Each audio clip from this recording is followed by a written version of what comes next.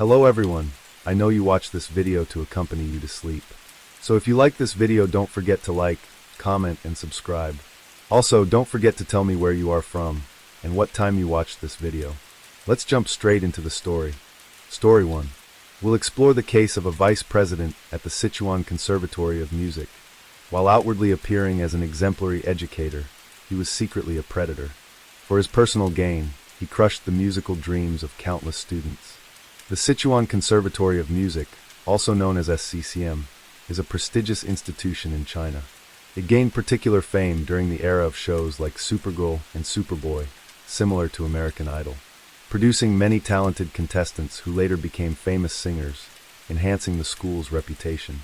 However, no one could have predicted that in 2015, the school would be rocked by a major scandal. The incumbent party secretary and vice president was accused of sexual misconduct, allegedly having inappropriate relationships with over 80 female faculty members and students. During his tenure, he had complete control over the conservatory's admission process. He abused this power to control the musical careers of countless young students. Some were forced to offer themselves in exchange for opportunities. Today we'll examine the case of Chai Yongbai and see how his story ends. Chai Yongbai was born into a poor family in a remote village in Nambu County, Nanchang City, Sichuan Province. This was an impoverished area with poor transportation and isolated from the outside world. Although his family had 6 children and struggled to survive on just a few acres of farmland in a society that favored sons over daughters, his parents still managed to provide him with adequate food and clothing. They constantly encouraged him to study hard, hoping he could escape poverty and make something of himself. While Chai wasn't naturally gifted, he possessed extraordinary determination. This was most evident in 1977, when China reinstated its college entrance examinations. He took the test but failed. Determined to study medicine, he studied for another year but failed again. Despite everyone's advice to give up, Chai persisted for 8 years, causing the entire village to gossip about his obsession. Finally, at age 29, his persistence paid off when he was admitted to the North Sichuan Medical College, bringing pride to himself and his family.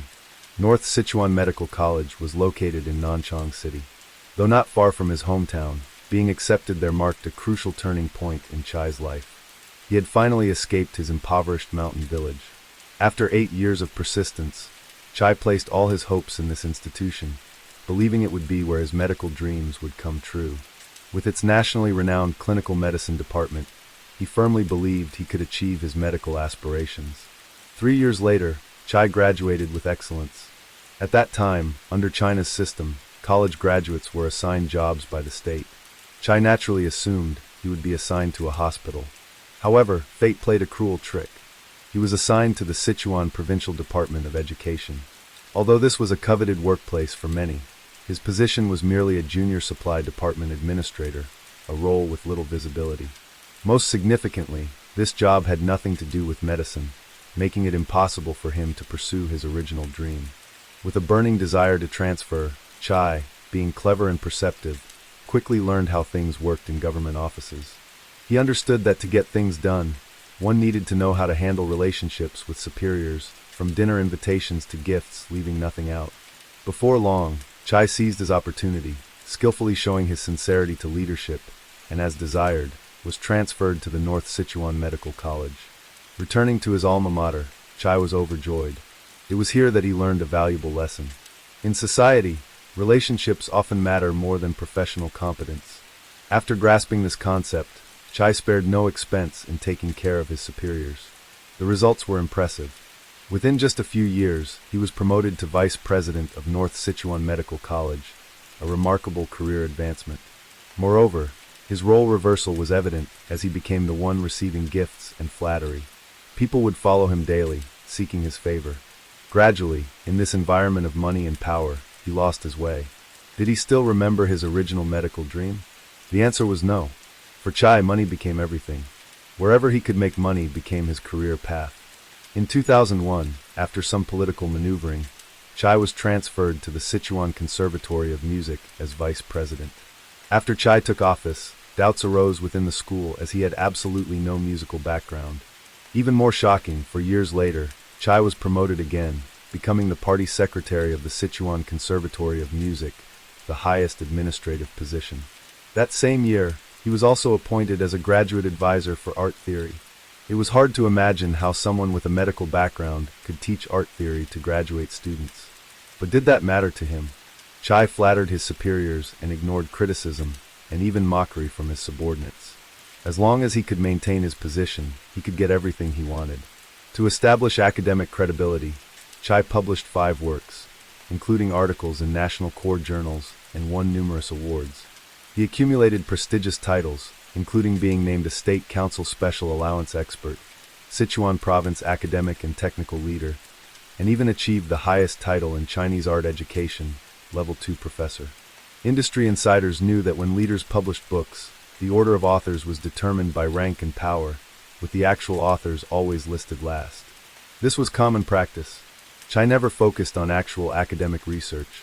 During his more than 10 years in this position, he frantically accumulated wealth, turning what should have been a pure educational institution into a den of corruption.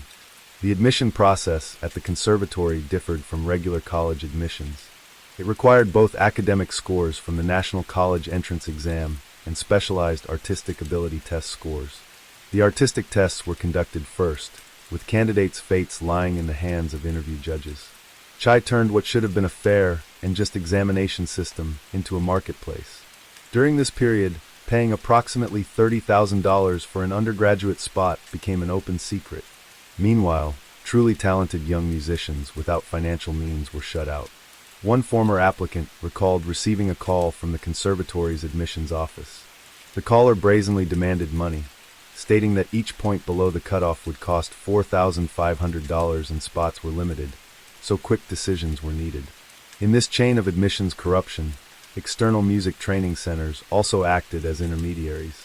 The vocal department would admit students through these centers, with the cost of obtaining an admission certificate essentially being indirect bribes to the judges. It's worth noting that after the popularity of shows like Supergirl in 2006 and Superboy in 2007, China's versions of American Idol, professional institutions like the Sichuan Conservatory of Music and Shenyang Conservatory of Music became extremely desirable, recognized by parents and students as breeding grounds for artists. This led to fierce competition for admission, and correspondingly, the costs demanded by these institutions skyrocketed. For example, in 2017, while the conservatory planned to admit 3,000 students, there were 100,000 applicants. One can imagine how valuable an admission ticket became. Additionally, Chi held significant financial power within the school. He collected substantial kickbacks from various construction projects. In 2003, Chai became acquainted with a construction company owner named Yong.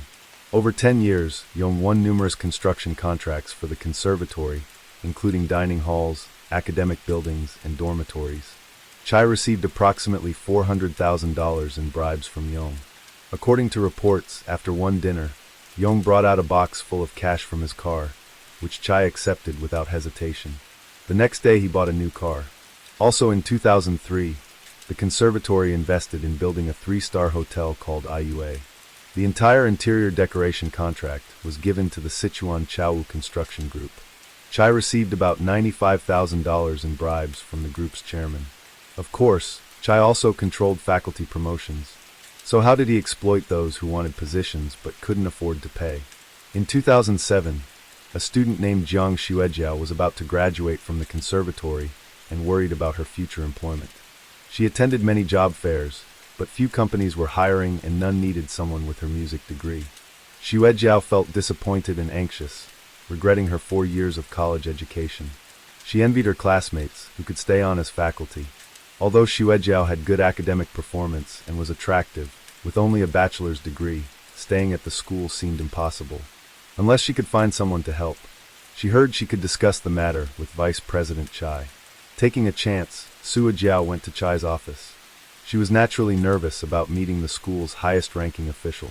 Still, she gathered her courage to express her desire to stay, thinking the worst that could happen would be rejection. To her surprise, Vice President Chai didn't discourage her. Instead, he praised her boldness and told her to wait for his call.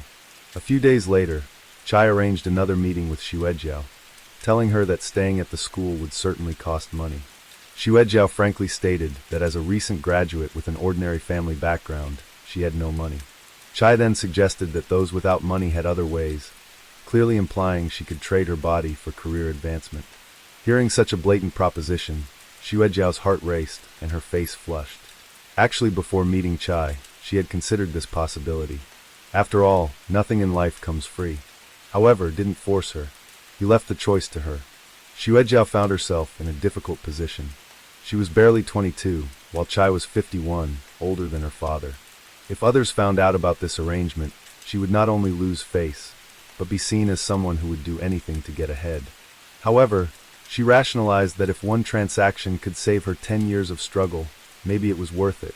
After this internal struggle, Xuejiao decided to call Chai. That day, she dressed carefully and went to the IUA hotel near campus as arranged. What happened after they got a room need not be detailed.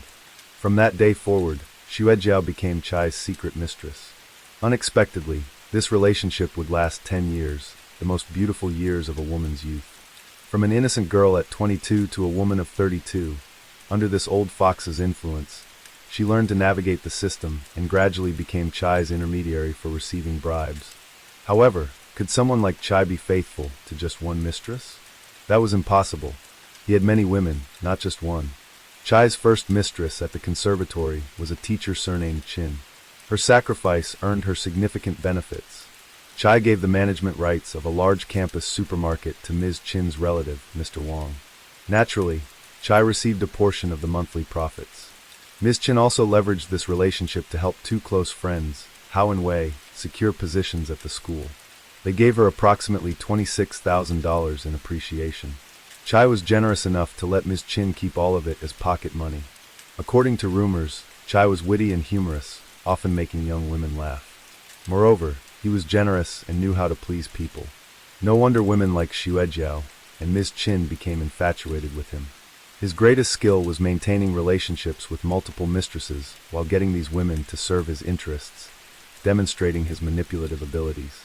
Reports suggested Chai had his own female army. Most notorious among them was the vocal trio of the conservatory.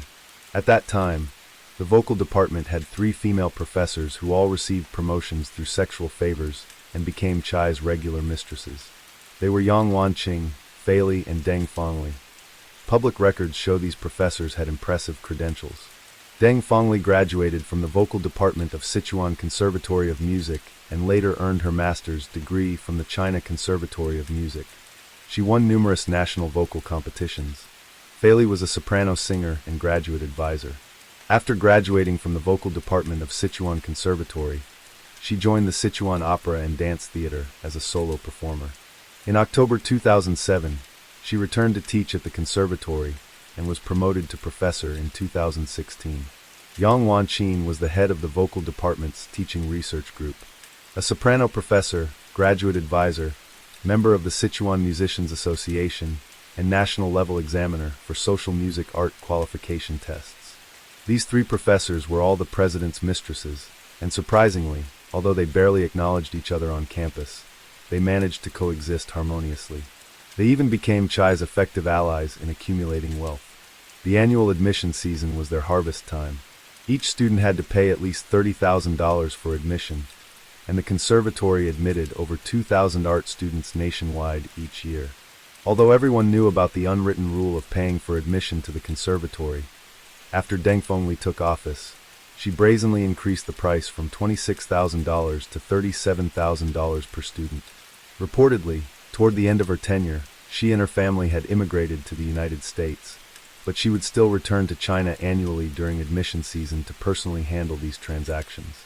Under Chai's protection, each member of his intimate circle earned substantial amounts of money, but Chai, wealthy and powerful, wasn't satisfied with just a few mistresses. Like an ancient emperor, he turned the conservatory into his personal harem. According to rumors of the 88 female teachers at the conservatory, 87 had relationships with Chai. While this seems incredible and cannot be verified, one confirmed fact is that Chai built a 2-story villa at the foot of a mountain on campus grounds. Many female teachers from the conservatory would visit this location. Sometimes several female teachers would appear simultaneously, leading to obvious implications. After the scandal broke, This place became known as Party Secretary Chai's den of debauchery. In fact, Chai's financial corruption and inappropriate relationships weren't unknown. People wanted to report him. However, because he had powerful protection, all complaints were suppressed. His ability to maintain his high position for many years certainly resulted from carefully cultivating relationships with superior officials. The conservatory's official website frequently featured photos of Chai with provincial and ministerial level leaders. Anyone who tried to report him would find their anonymous letter in Chai's hands within 2 or 3 days. During one faculty meeting, he even declared from the stage, "I know someone here is reporting me. They're sitting in the first 6 rows. You may cause me temporary trouble, but I'll make your entire family suffer for life." This statement caused an uproar in the auditorium. How could Chai be so brazenly arrogant at an accredited university with over 1,000 faculty and staff members? What gave him such confidence? In fact, Chai's arrogance stemmed not only from his powerful backing, but also from his skillful management of his personal network. He had his own eyes and ears throughout the school, effectively turning the conservatory into his private domain. Over the years, he systematically placed his relatives, friends, and children in senior positions at the conservatory. Shockingly, most of these relatives came from his hometown of Nanchang and only had high school educations.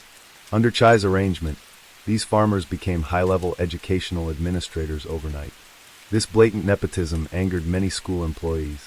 People sarcastically called the conservatory Chai's estate, and not without reason. His daughter and brother held key positions, controlling crucial departments like finance and logistics. Thus, Chai's daily decisions were supported and protected by his family and friends. This network of beneficiaries enabled Chai's unchecked power. His nephew managed the conservatory library's purchasing department, a lucrative position ripe for exploitation. The nephew owned shares in a bookstore that conveniently became the library's supplier. He would purchase large quantities of irrelevant, outdated, or damaged books at low prices, then sell them to the library at inflated rates, pocketing massive profits. What's worse, while this operation was entirely under his control, it severely impacted the quality of the library's resources, affecting all students at the conservatory. However, Chai's period of unchecked power finally came to an end when the scandal broke. As mentioned earlier, there had been previous attempts to expose Chai's misconduct. Chun Lan, the head of organization department, Zhongli, former dean of opera, and Yang Shijing, former president of Tang Tzu Academy, had all filed formal complaints against Chai. Unfortunately, their efforts were too weak to challenge his authority. Not only were their complaints dismissed, but they also faced retaliation within the school. In 2012, when the Sichuan Provincial Inspection Team visited the conservatory, Zhongli bravely reported Chai's nepotistic hiring practices. This action was essentially professional suicide. Multiple leaders took turns criticizing and educating Zhongli. Meanwhile, Chai not only escaped unscathed, but was elected as a Provincial People's Congress representative a month later. Zhongli was dismissed from her position. Completely disillusioned, she left for the United States to teach at the College of Music at Colorado State University. After witnessing such consequences, not everyone had an escape route like Zhongli. To protect themselves, many chose silence and quiet endurance. Fortunately, the reports against Chai never ceased over the years, whether through anonymous letters or public online complaints. During Chai's tenure, the Sichuan Provincial Audit Office forwarded evidence of irregularities to the Provincial Discipline Inspection Commission and the Education Department's Disciplinary Committee at least twice. In July 2015, the Chengdu City People's Procuratorate took action, officially investigating former party secretary Chai Yongbai for suspected bribery. On July 3, 2015, Chai was taken from his office by provincial disciplinary authorities. Just 2 days earlier, on July 1st, he had been bragging to colleagues about receiving vice-provincial level benefits. After gathering evidence, the Chengdu City People's Procuratorate filed charges. From 2001 to 2015, defendant Chai Yongbai had abused his positions as vice president and party secretary to assist others in securing construction contracts, obtaining funding, arranging personnel appointments, and managing student admissions. In total, he accepted bribes worth approximately $1.4 million, including 2 kilograms of gold bars and 30 grams of gold. Of this amount, about $310,000 was actively solicited by Chai himself. After Chai's arrest, his villa near the school was revealed to the public. Besides discovering large amounts of hidden cash, investigators found numerous sex toys and aphrodisiacs in the villa's dozen-plus rooms. Through detailed investigation, Chai's inappropriate relationships with multiple female teachers were gradually uncovered. On September 11, 2015, after review, the Sichuan Provincial People's Procuratorate formally arrested former party secretary Chai Yongbai on suspicion of bribery. On February 2, 2016, according to the criminal law of the People's Republic of China, Chai Yongbai was convicted of bribery and sentenced to 11 years in prison. All his illegal assets were confiscated and turned over to the state treasury. Several of his mistresses also received corresponding punishments. After Chai's imprisonment, his daughter was sentenced to 18 months in prison, suspended for 2 years, for her involvement in the bribery scheme. His wife, unable to cope with the massive shock, fell seriously ill and faced permanent paralysis. The sentencing was widely celebrated, particularly among the conservatory's faculty and staff. Many celebrated with drinks, relieved to finally be free from working under the oppression of a sexual predator. Today, Chai Yongbai's name has been completely erased from the Sichuan Conservatory of Music. No trace of him remains on the school's website. The once respected party secretary has become an object of public scorn, remembered as a cultural defiler who wore a mask of morality while committing unconscionable acts. Looking back at Chai's academic journey, one can't help but sigh. He spent 8 years pursuing his medical school dream, but once he started chasing power and profit, he strayed further and further from his original aspirations, completely forgetting his initial dreams. The case had a significant aftermath. In June 2020, 3 female professors from the conservatory's vocal department were taken in for investigation by disciplinary authorities for admission corruption. These were the members of the infamous harvesting trio, including Deng Fongli and others. The incident once again sparked widespread public discussion. Why have arts institutions become hotbeds for admissions corruption over the years? The answer is simple. Compared to regular college admissions, many people view arts admissions as a shortcut, believing that money alone can secure admission.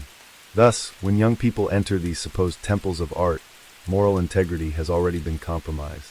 The frequent scandals involving Chinese celebrities in recent years can be traced back to this same lack of moral education during their formative years. While anti-corruption efforts have achieved significant results over the years, the persistent recurrence of such cases shows that there are still many people like Chai Yongbai who cannot control their greed and desires. Story 2. Shaanxi Province, China. On March 9, 2013, Ms. Xia, who lived in the Baihua Lin apartment complex in Xi'an, called the building's management staff.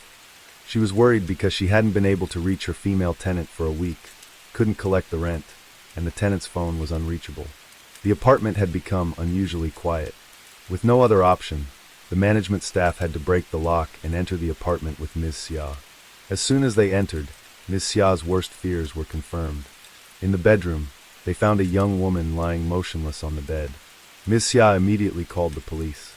Upon receiving the report of a murder, the criminal police from the Weixiang district in Xi'an quickly arrived at the scene. The Baihua Lin apartment complex was a newly built resettlement area. The apartment where the murder occurred was approximately 645 square feet. On the bed in the bedroom, the police found the body of a young woman, her 2 feet awkwardly sticking out from the blanket. An on-site investigation revealed blood stains on the bedsheet near her feet. The victim was lying on her back. The living room was empty, with only a sofa and coffee table. The bedroom was very messy, with signs of a ransacked wardrobe and clothes scattered on the floor. The victim was lying on the bed naked. The police found no wallet, phone, computer, or any other valuables in the apartment. Based on the scene, the police initially suspected this could be a robbery-murder case, where the victim was assaulted and then killed. The victim's face had been taped, and the cause of death was asphyxiation. Her hands were tied behind her back. The victim was approximately 5 feet 5 inches tall and around 20 years old. Ms. Xia noted that these characteristics closely matched those of her tenant. She was about 20 years old, around 5 feet 5 inches to 5 feet 6 inches, a little bit plump with a round face. However, since the victim's face had been disfigured, Ms. Xia could not be certain that it was her tenant. According to Ms. Xia, 3 months earlier, a young woman had rented the apartment after responding to an advertisement. The rental agreement was set at 900 renminbi, $130 per month. The woman rented the apartment for a year and paid 3 months' rent in advance. The two parties also signed a lease agreement, which listed the tenant's name as Man, along with her contact number. Ms. Zia mentioned that the woman said she had come to Xi'an to find her husband. When asked what her husband did for a living, she replied that he worked in debt collection, a sensitive profession primarily associated with organized crime. Ms. Zia also asked for her ID, which she photocopied. Using the photocopy of Man's ID, the police in Shaanxi province quickly contacted the police in Anhui province. According to information from the Anhui police, Man was born in 1990 and came from a rural area in Anhui. After graduating from junior high school, she left home to work and only a few months prior had moved to Xi'an. To confirm the victim's identity, the police notified Man's parents, who rushed from their hometown to Xi'an. The on-site investigation also revealed several important clues. In the living room trash bin, the police found 2 cigarette butts, which were likely left by the perpetrator. Both the bedroom and living room had desk calendars, and both were turned to January 2013. Additionally, in the bedroom, the police found several shopping receipts from a supermarket, with the last one dated January 9th notably. The police also found a photo appointment slip from a photo studio, with a scheduled photo shoot for January 10th. However, the photo had not yet been picked up. This suggests that the victim may have been murdered 2 months prior, before the police received the report on March 9, 2013. There was mold on the tape on the victim's face. Combined with the room temperature and other factors, the estimated time of death was at least a month earlier. Initially, due to the condition of the body, there were varying opinions on the exact time of death. However, the police initially concluded that the victim had been dead for more than a month. Since the apartment was on a high floor and the weather was cold, the body hadn't decomposed. And the fact that it was a newly built apartment without a heating system unintentionally helped preserve the body in the cold winter. The results of the forensic examination also ruled out the possibility that the victim had died within the last month, and it was even likely to have been longer. Based on the fact that Man hadn't picked up the photo since January 10th, the police deduced that the murder occurred on either January 9th or 10th.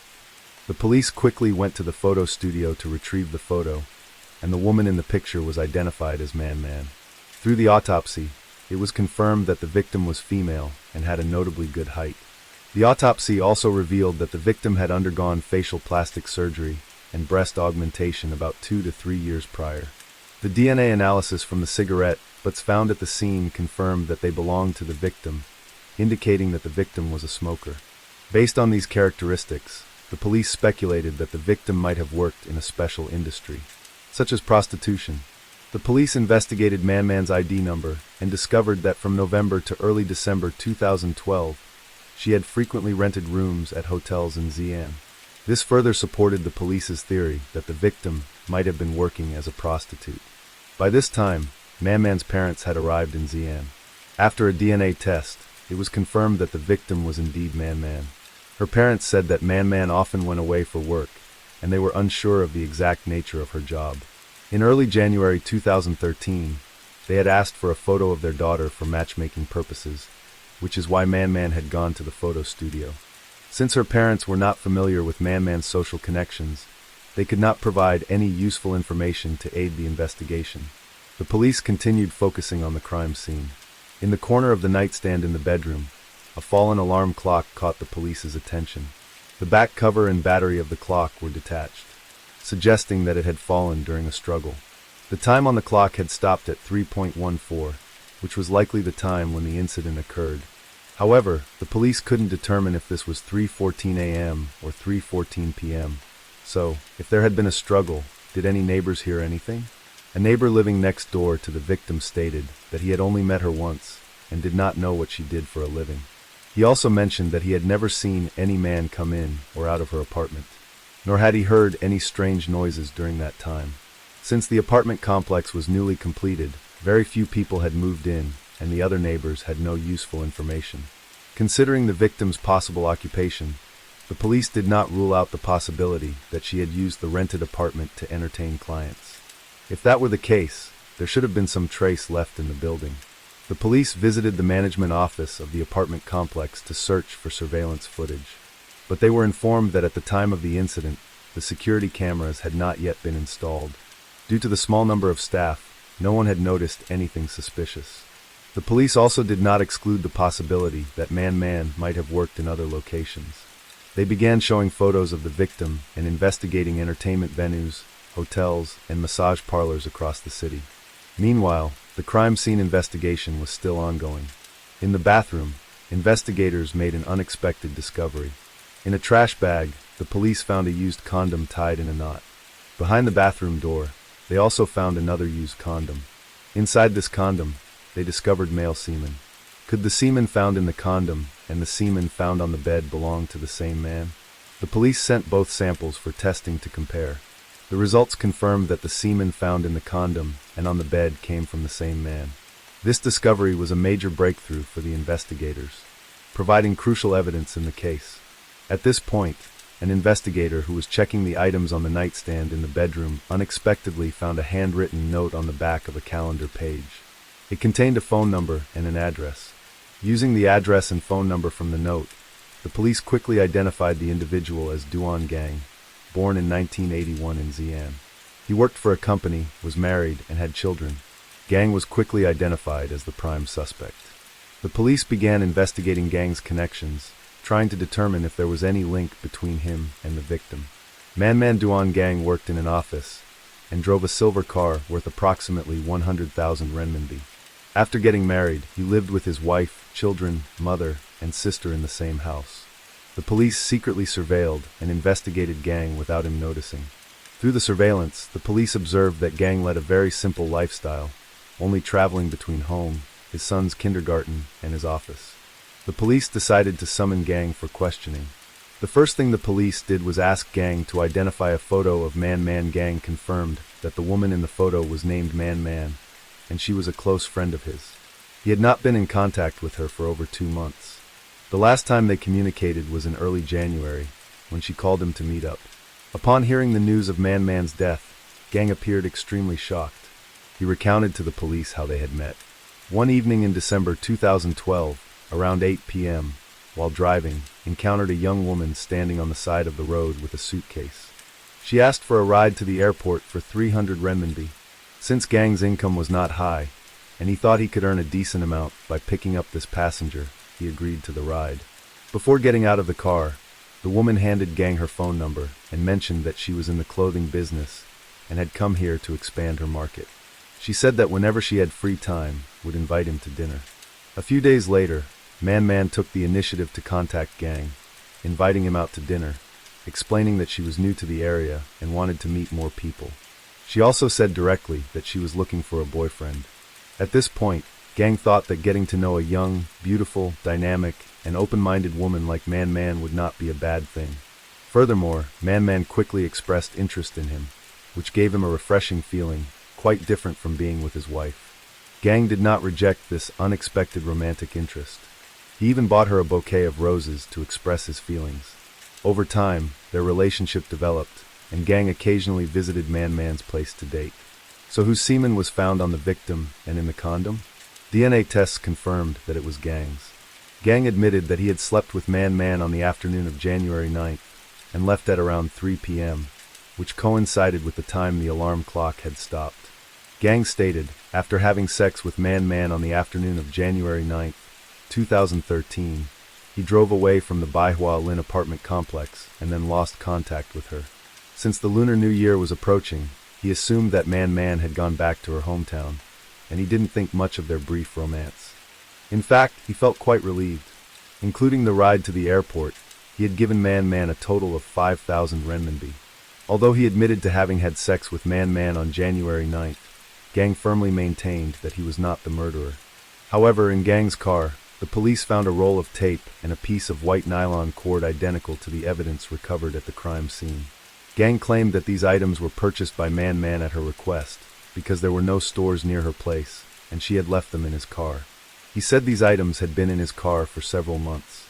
The evidence recovered at the crime scene indicated that Duan Gang was connected to the death of Man. However, Gang continued to insist that while he had been involved with Man, He was definitely not the murderer.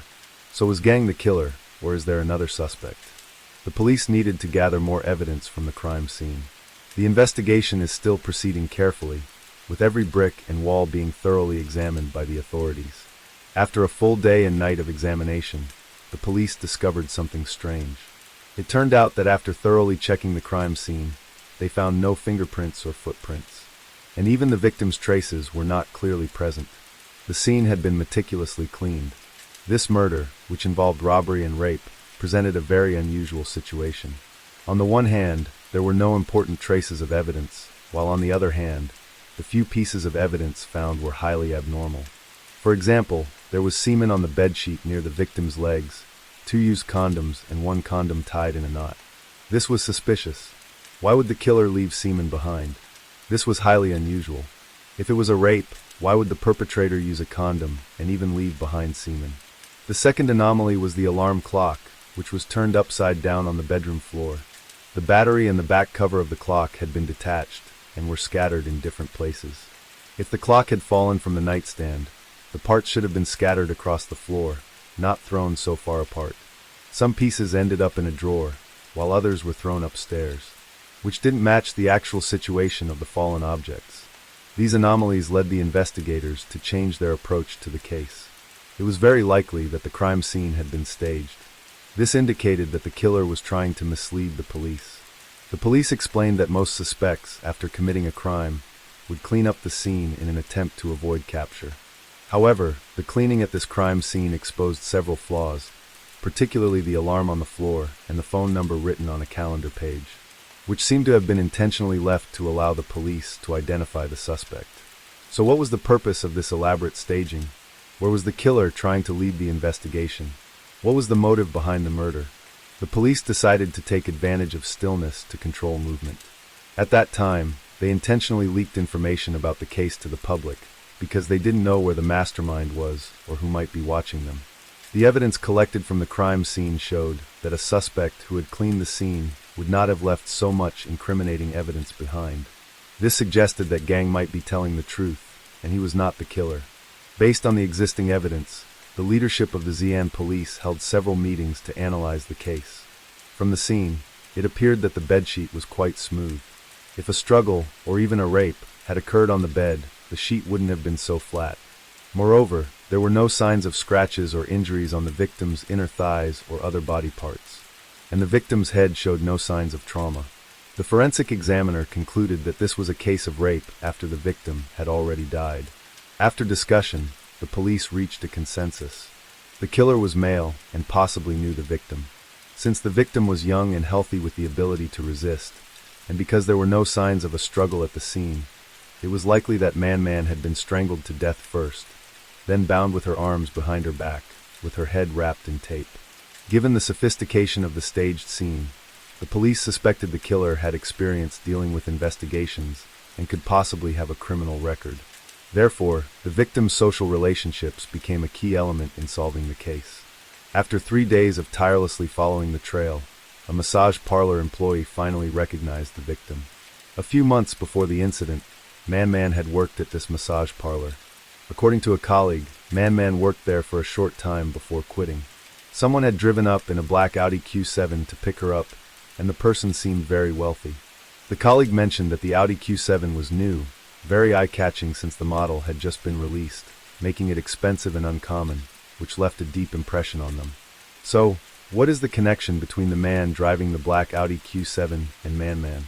The police discovered that Gang, the man whose name appeared on the calendar, was the only person connected to Man found at the crime scene. He drove a silver car worth around US $14,000, 100,000 renminbi daily. Investigations also revealed that he had never driven the black Audi Q7. Thus, the man driving the black Audi Q7 became a prime suspect and the second person of interest in the case. The police quickly compiled a list of people who had purchased an Audi Q7 in the area over the past 6 months. They also worked with the local traffic management agency to retrieve information about black Audi Q7s that had been registered locally. After filtering through the data, only about 20 cars matched the criteria. Using traffic surveillance cameras, the police tracked the movements of these 20 vehicles. One car stood out to the police because it was frequently seen near Gang's house. A local restaurant owner near Gang's house said that over the past few months, a man had been regularly driving a black Audi Q7 to the restaurant, sometimes alone, sometimes with a young woman. After the restaurant owner identified the man, it was confirmed that he was not Gang. The police then identified the owner of the vehicle as Zhang, who had purchased the car in October 2012. Zhang Chong is a wealthy and influential businessman. The police conducted a background check on Zhang and uncovered an important piece of information. He had a criminal record and had previously worked with law enforcement. This aligned with initial suspicions about the suspect. Zhang, born in 1973 in Xi'an, had worked for a state-owned enterprise after graduating high school. In 1994, he was convicted of 9 years in prison for theft and embezzlement. After his release, Zhang started a business in electromechanical equipment. In recent years, his business has thrived, with his personal income reaching hundreds of millions of RMB. With Zhang identified as a key suspect, the police began investigating his connections. Meanwhile, they also found another lead on Man. On January 7, 2013, 2 months before the crime, she had reported a stolen wallet and ID card to the police. At that time, she had provided her bank account details. The police then investigated the account and discovered that between December 2012 and early January 2013, over $6,000 US $40,000 renminbi had been deposited into the account. At the same time, investigators unexpectedly received an important piece of information from one of Zhang's employees. It turned out that the owner of the Audi was actually the boyfriend of Zhang's sister. A surprising twist revealed that Zhang's secretary, Duan Li, was none other than Zhang's sister. This discovery shocked the police, as Duan Li was the link between the two men, Zhang and Duan, who seemed to have no connection at all. She likely knew some information about the case, so the police summoned Duan Li for questioning. Duan Li graduated from university with a degree in foreign languages and had been working at Zhang's company for 2 years. A year ago, her boss, Zhang, began pursuing her, telling her that his wife had passed away. Duan Li, who had been orphaned at a young age, was deeply moved by Zhang's concern, especially since he was more than 10 years older, successful, and financially secure. Zhang's care for her was often more attentive than that of family members. During a business trip, the two stayed in the same hotel room. Later, to show his sincerity, Zhang bought an apartment in Duan Li's name worth 400,000 renminbi, approximately 55,000 US dollars. Zhang's sincerity touched Duan Li, and she decided to be with him.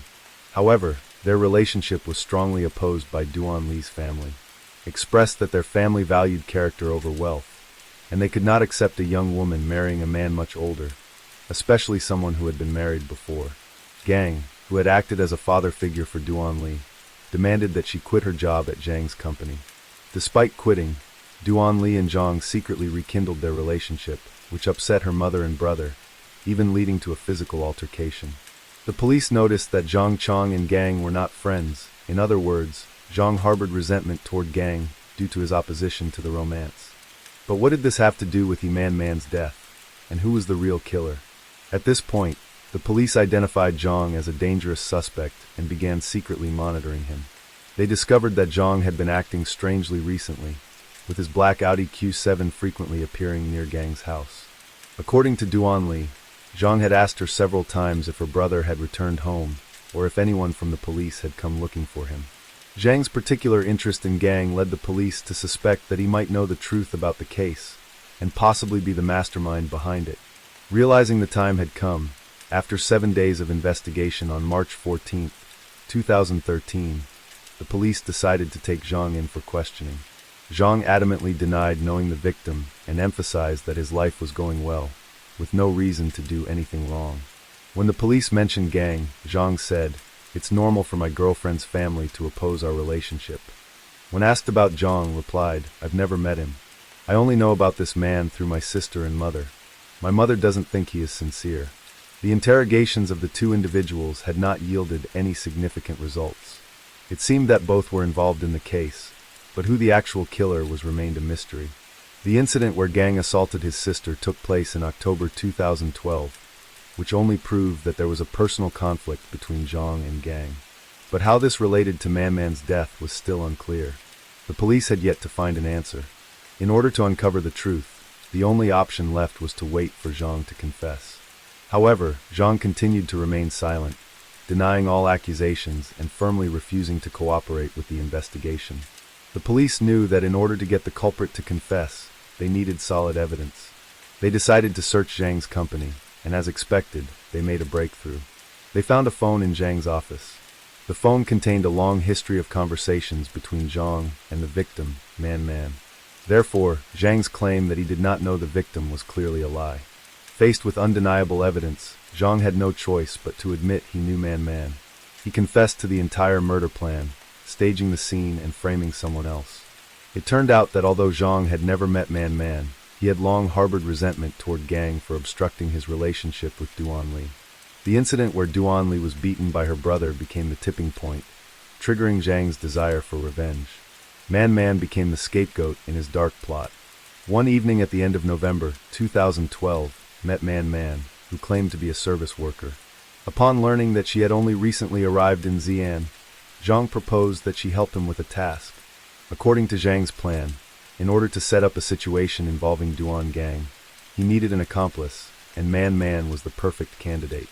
He assigned her the task of approaching and seducing Gang's clients, using a phone to record evidence.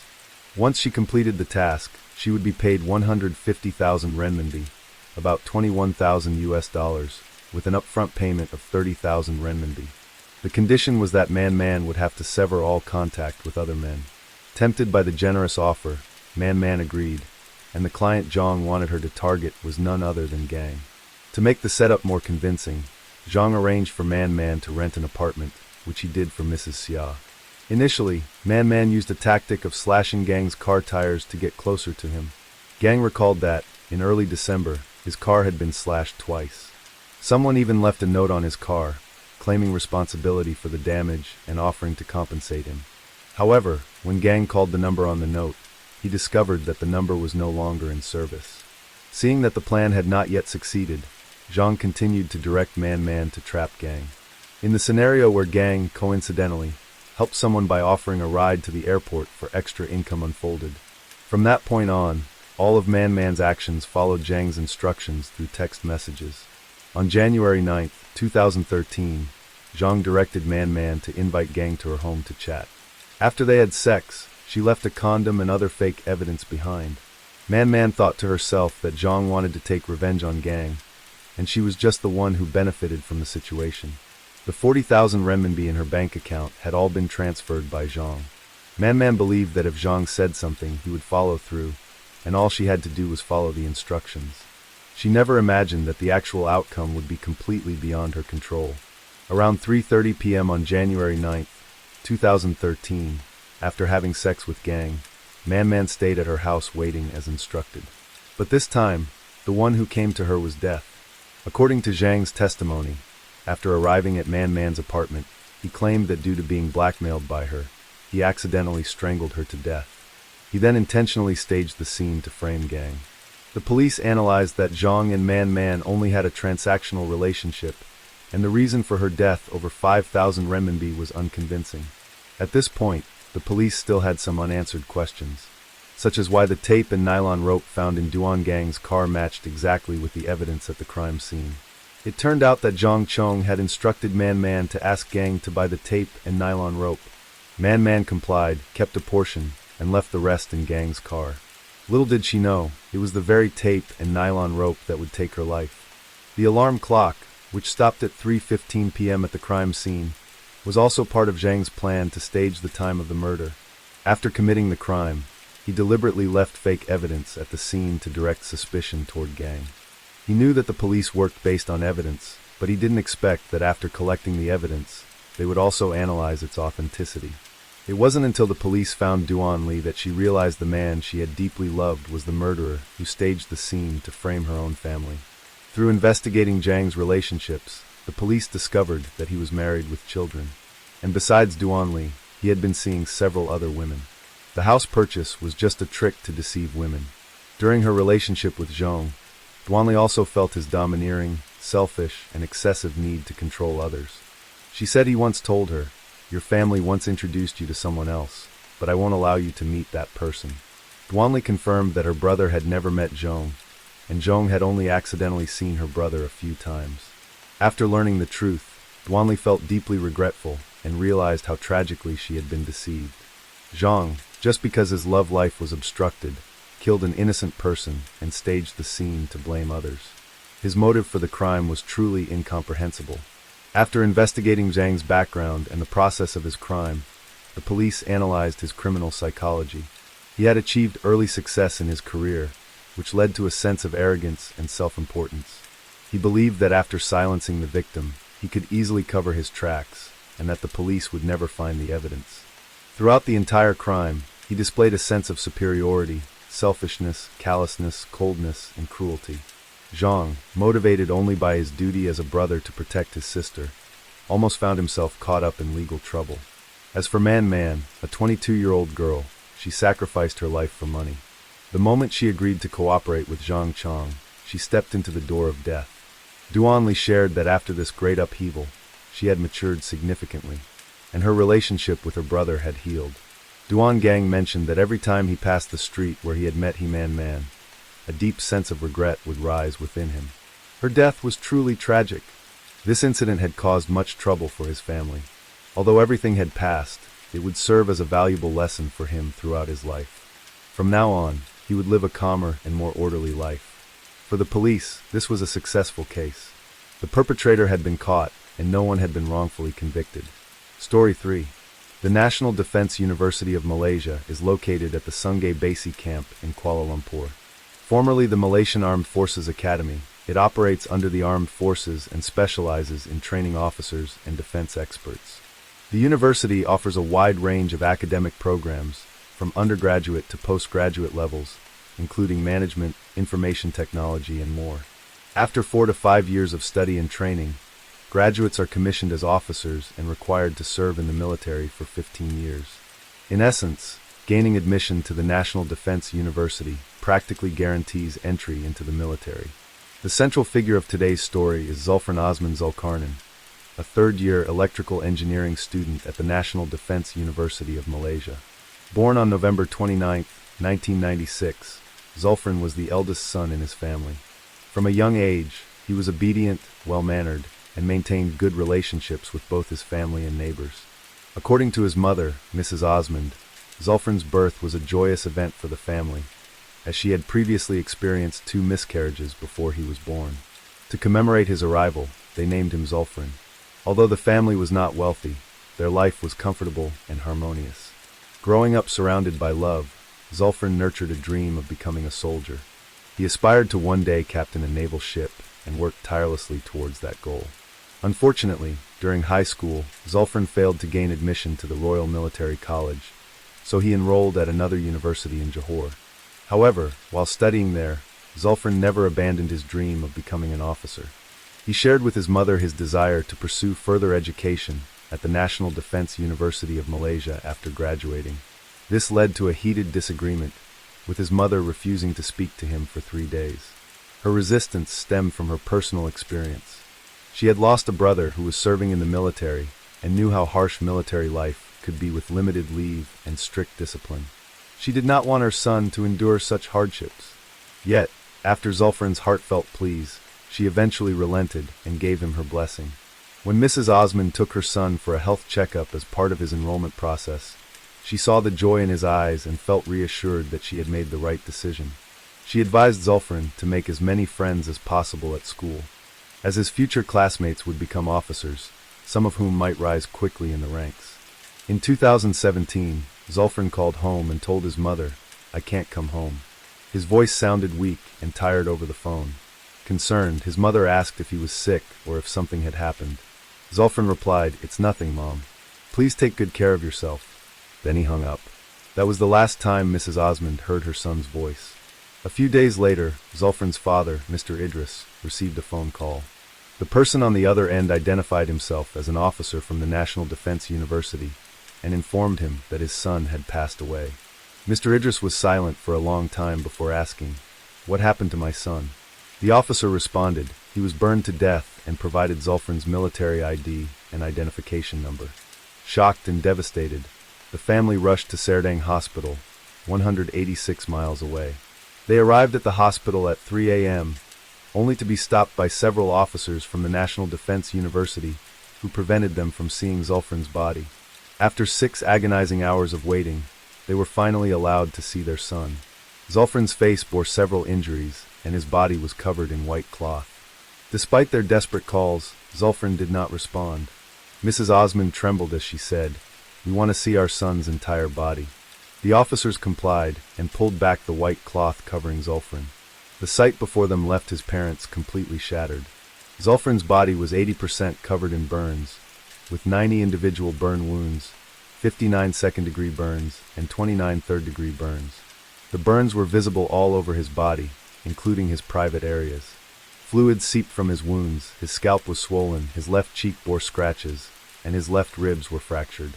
The cause of death was determined to be multiple trauma resulting from severe burns. Forensic investigations later suggested that the perpetrators had pressed a hot iron repeatedly on the same areas of his body, potentially resulting in more than 90 burn wounds. The weapon used was a steam iron, which, when activated, continuously emitted steam at temperatures reaching hundreds of degrees Celsius. This same iron was used to torture Zulfrin more than 90 times. What was particularly horrifying was that the perpetrators were Zulfrin's own classmates, fellow students at the National Defense University. Public outrage intensified upon learning the motive for this brutal murder, a prediction made by a so-called witch doctor. The shocking crime, once reported in the media, left the entire nation of Malaysia in disbelief. Police quickly launched an investigation, summoning 36 students from the National Defense University and the National Energy University for questioning. Gradually, through the testimonies of some students, the harrowing details of Zulfrin's murder came to light. In May 2017, Akmal, a 21-year-old student at the National Defense University, discovered that his newly purchased laptop had been stolen. He searched everywhere but couldn't find it. At this point, his friend Asarif came up with what he considered a brilliant idea. He said, "My father is a witch doctor. He can figure out where the laptop is just by looking." The two called the witch doctor and provided a list of names they suspected. After some prayers, the witch doctor declared, "I've received guidance. The name Zulfrin has appeared in my mind. He's the one who stole the laptop." You might wonder, could they really believe such a claim? The truth is they did. Hearing this, Akmal flew into a rage and immediately rounded up a group to confront Zulfrin, demanding, "Did you steal the laptop?" Zulfrin, confused, responded, "What laptop? I don't know anything about it." Before he could explain further, punches began to rain down on him. He was attacked and brutally beaten without reason.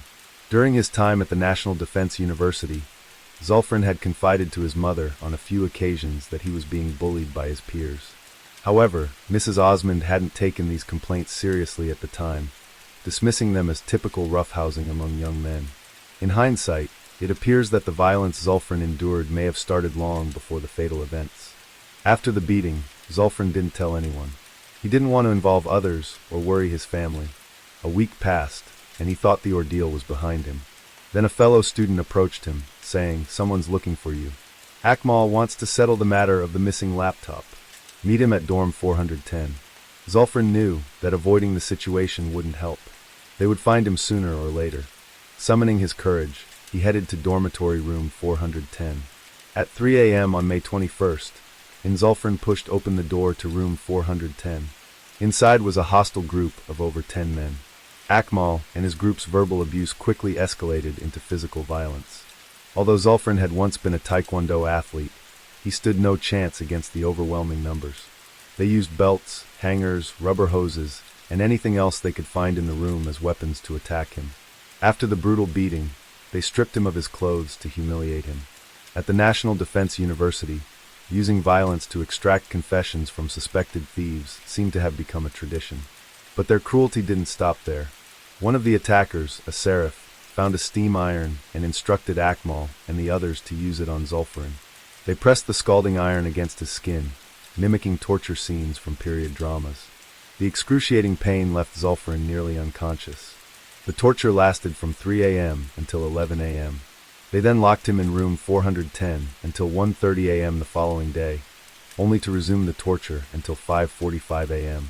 The severe burns inflicted on Zulfrin were so extensive that they likely damaged his muscles and even his bones. Fluid continuously oozed from his wounds. Even with immediate medical attention, his survival would have been uncertain. Tragically, they continued to detain him in the room, further diminishing his chances of survival. During this time, many students passing by witnessed the horrific scene, but dared not intervene. One of Zulfrin's friends, shocked by his dire condition, secretly wrote an anonymous letter to a captain at the university. The letter mentioned that someone in room 410 urgently needed medical attention. One might have expected the university to take action, but shockingly, the letter ended up being shared in a school group chat. This only worsened Zulfrin's situation as the bullying group became more aggressive, moving him to the National Energy University and intensifying their abuse. Under brutal torture, Zulfrin was forced to admit to stealing the laptop. While in captivity, he called his girlfriend Jamian and said, "I'm not feeling well. I want to tell you something, but you must not tell anyone else. They're accusing me of stealing their laptop and beating me up, but I didn't take it. They won't listen to me." Concerned, she asked, "Who's beating you? When did this happen? Where are you now?" Zulfrin only replied, "A lot of people." He didn't provide any more details. Worried for her boyfriend, the young woman kept his plight to herself and quietly worked to figure out who had actually stolen the laptop. Before the start of Ramadan in 2017, Zulfrin met with his girlfriend for the last time. This is a significant holiday in Malaysia, and the National Defense University allowed students to return home for the break. At the time, Zulfrin wore a white shirt and his hand appeared swollen. Since his tormentors had intentionally avoided burning his face, his girlfriend didn't realize the severity of his condition. Zulfrin told her he was only lightly injured, needed rest, and wouldn't be going home for the break, opting instead to spend time with friends. Before they parted, he urged her, "Take good care of yourself." By May 27th, Zulfrin's condition had worsened drastically. His body grew weaker, and his wounds showed no signs of healing. Panicking, Akmal and his accomplices rushed him to a nearby clinic. The doctor, horrified by the state of his injuries, immediately insisted they take him to Serdang Hospital, warning that his wounds were life-threatening. However, Akmal and his group continued to lie, claiming that Zulfrin had been injured in an explosion during training. They said they didn't want anyone to know about it to avoid embarrassing Zulfrin. They asked the doctor to only provide basic first aid.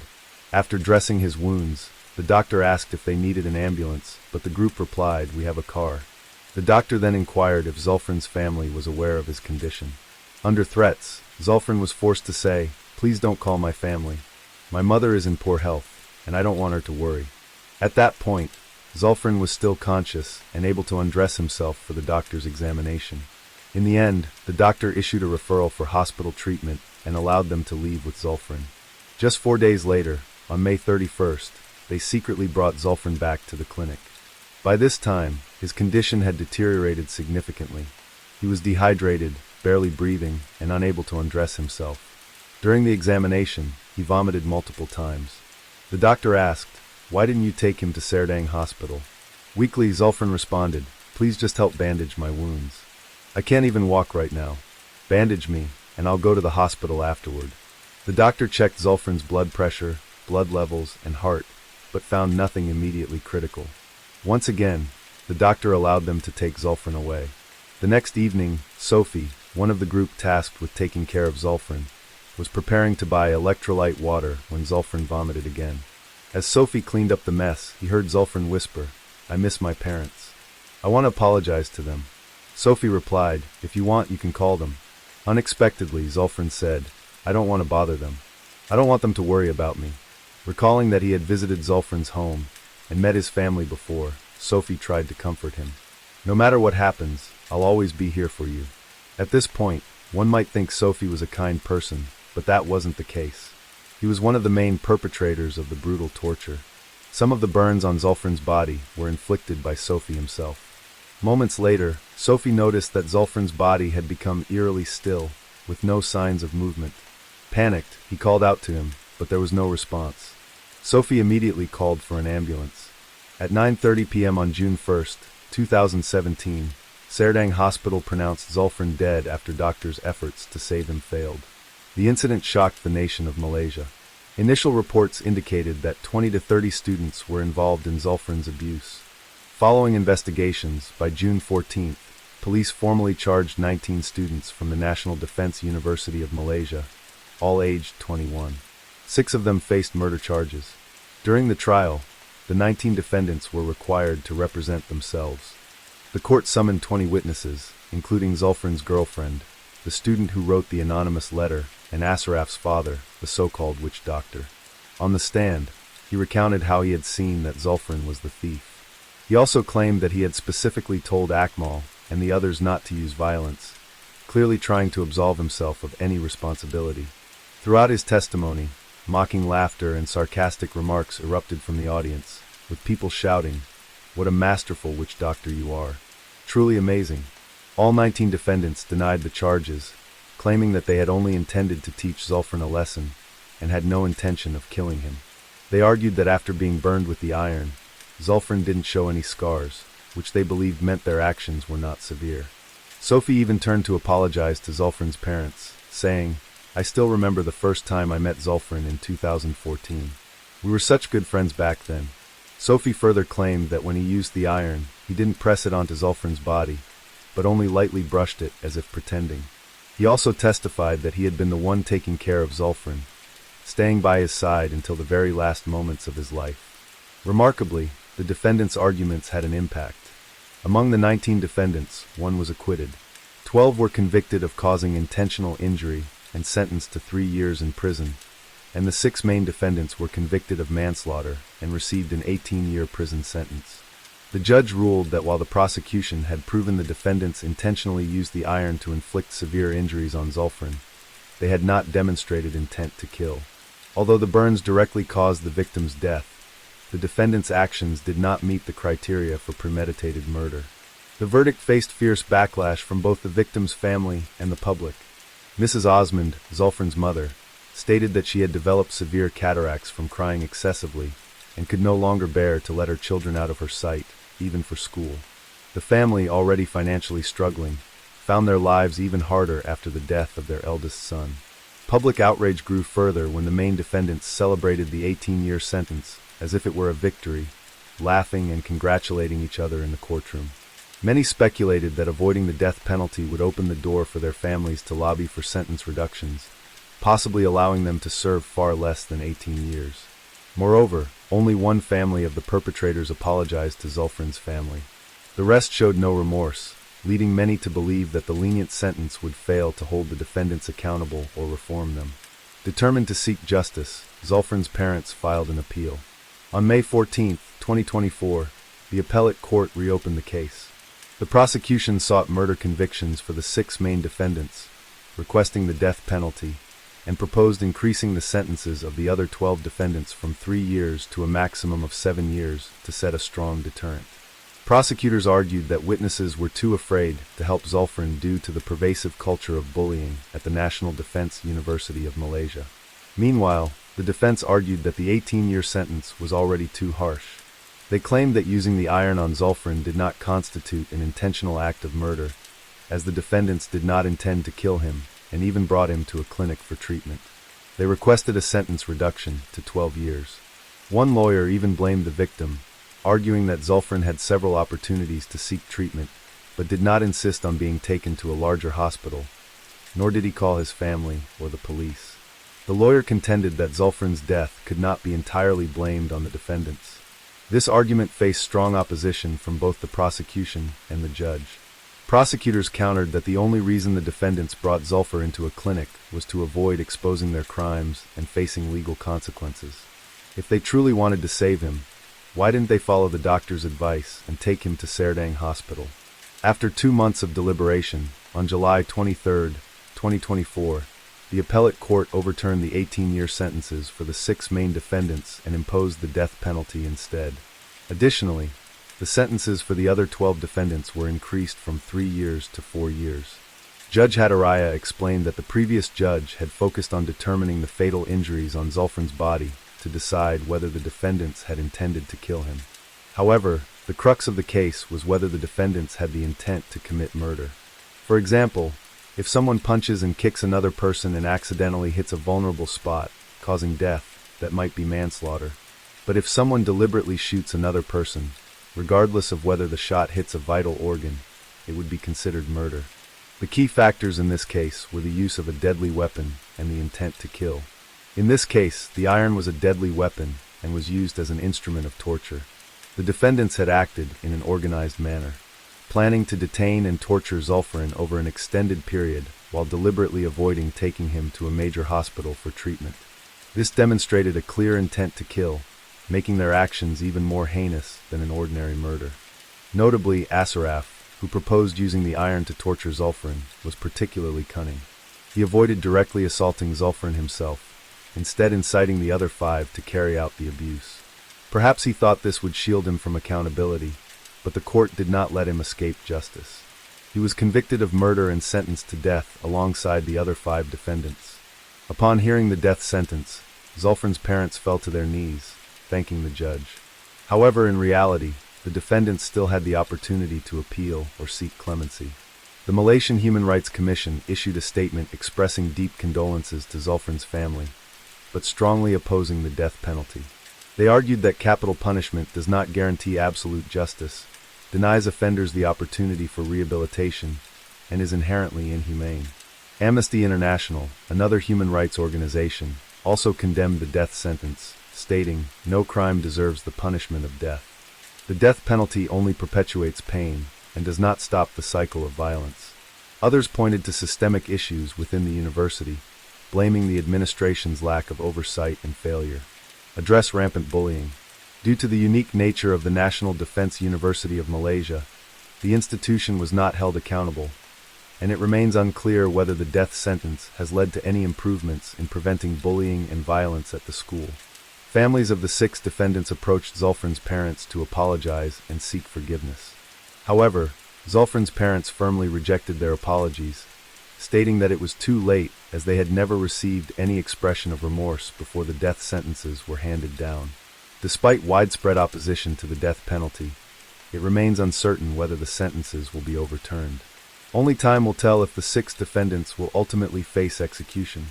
The death sentences for the 6 perpetrators marked the conclusion of the Zulfirin case, a tragedy that shook Malaysia.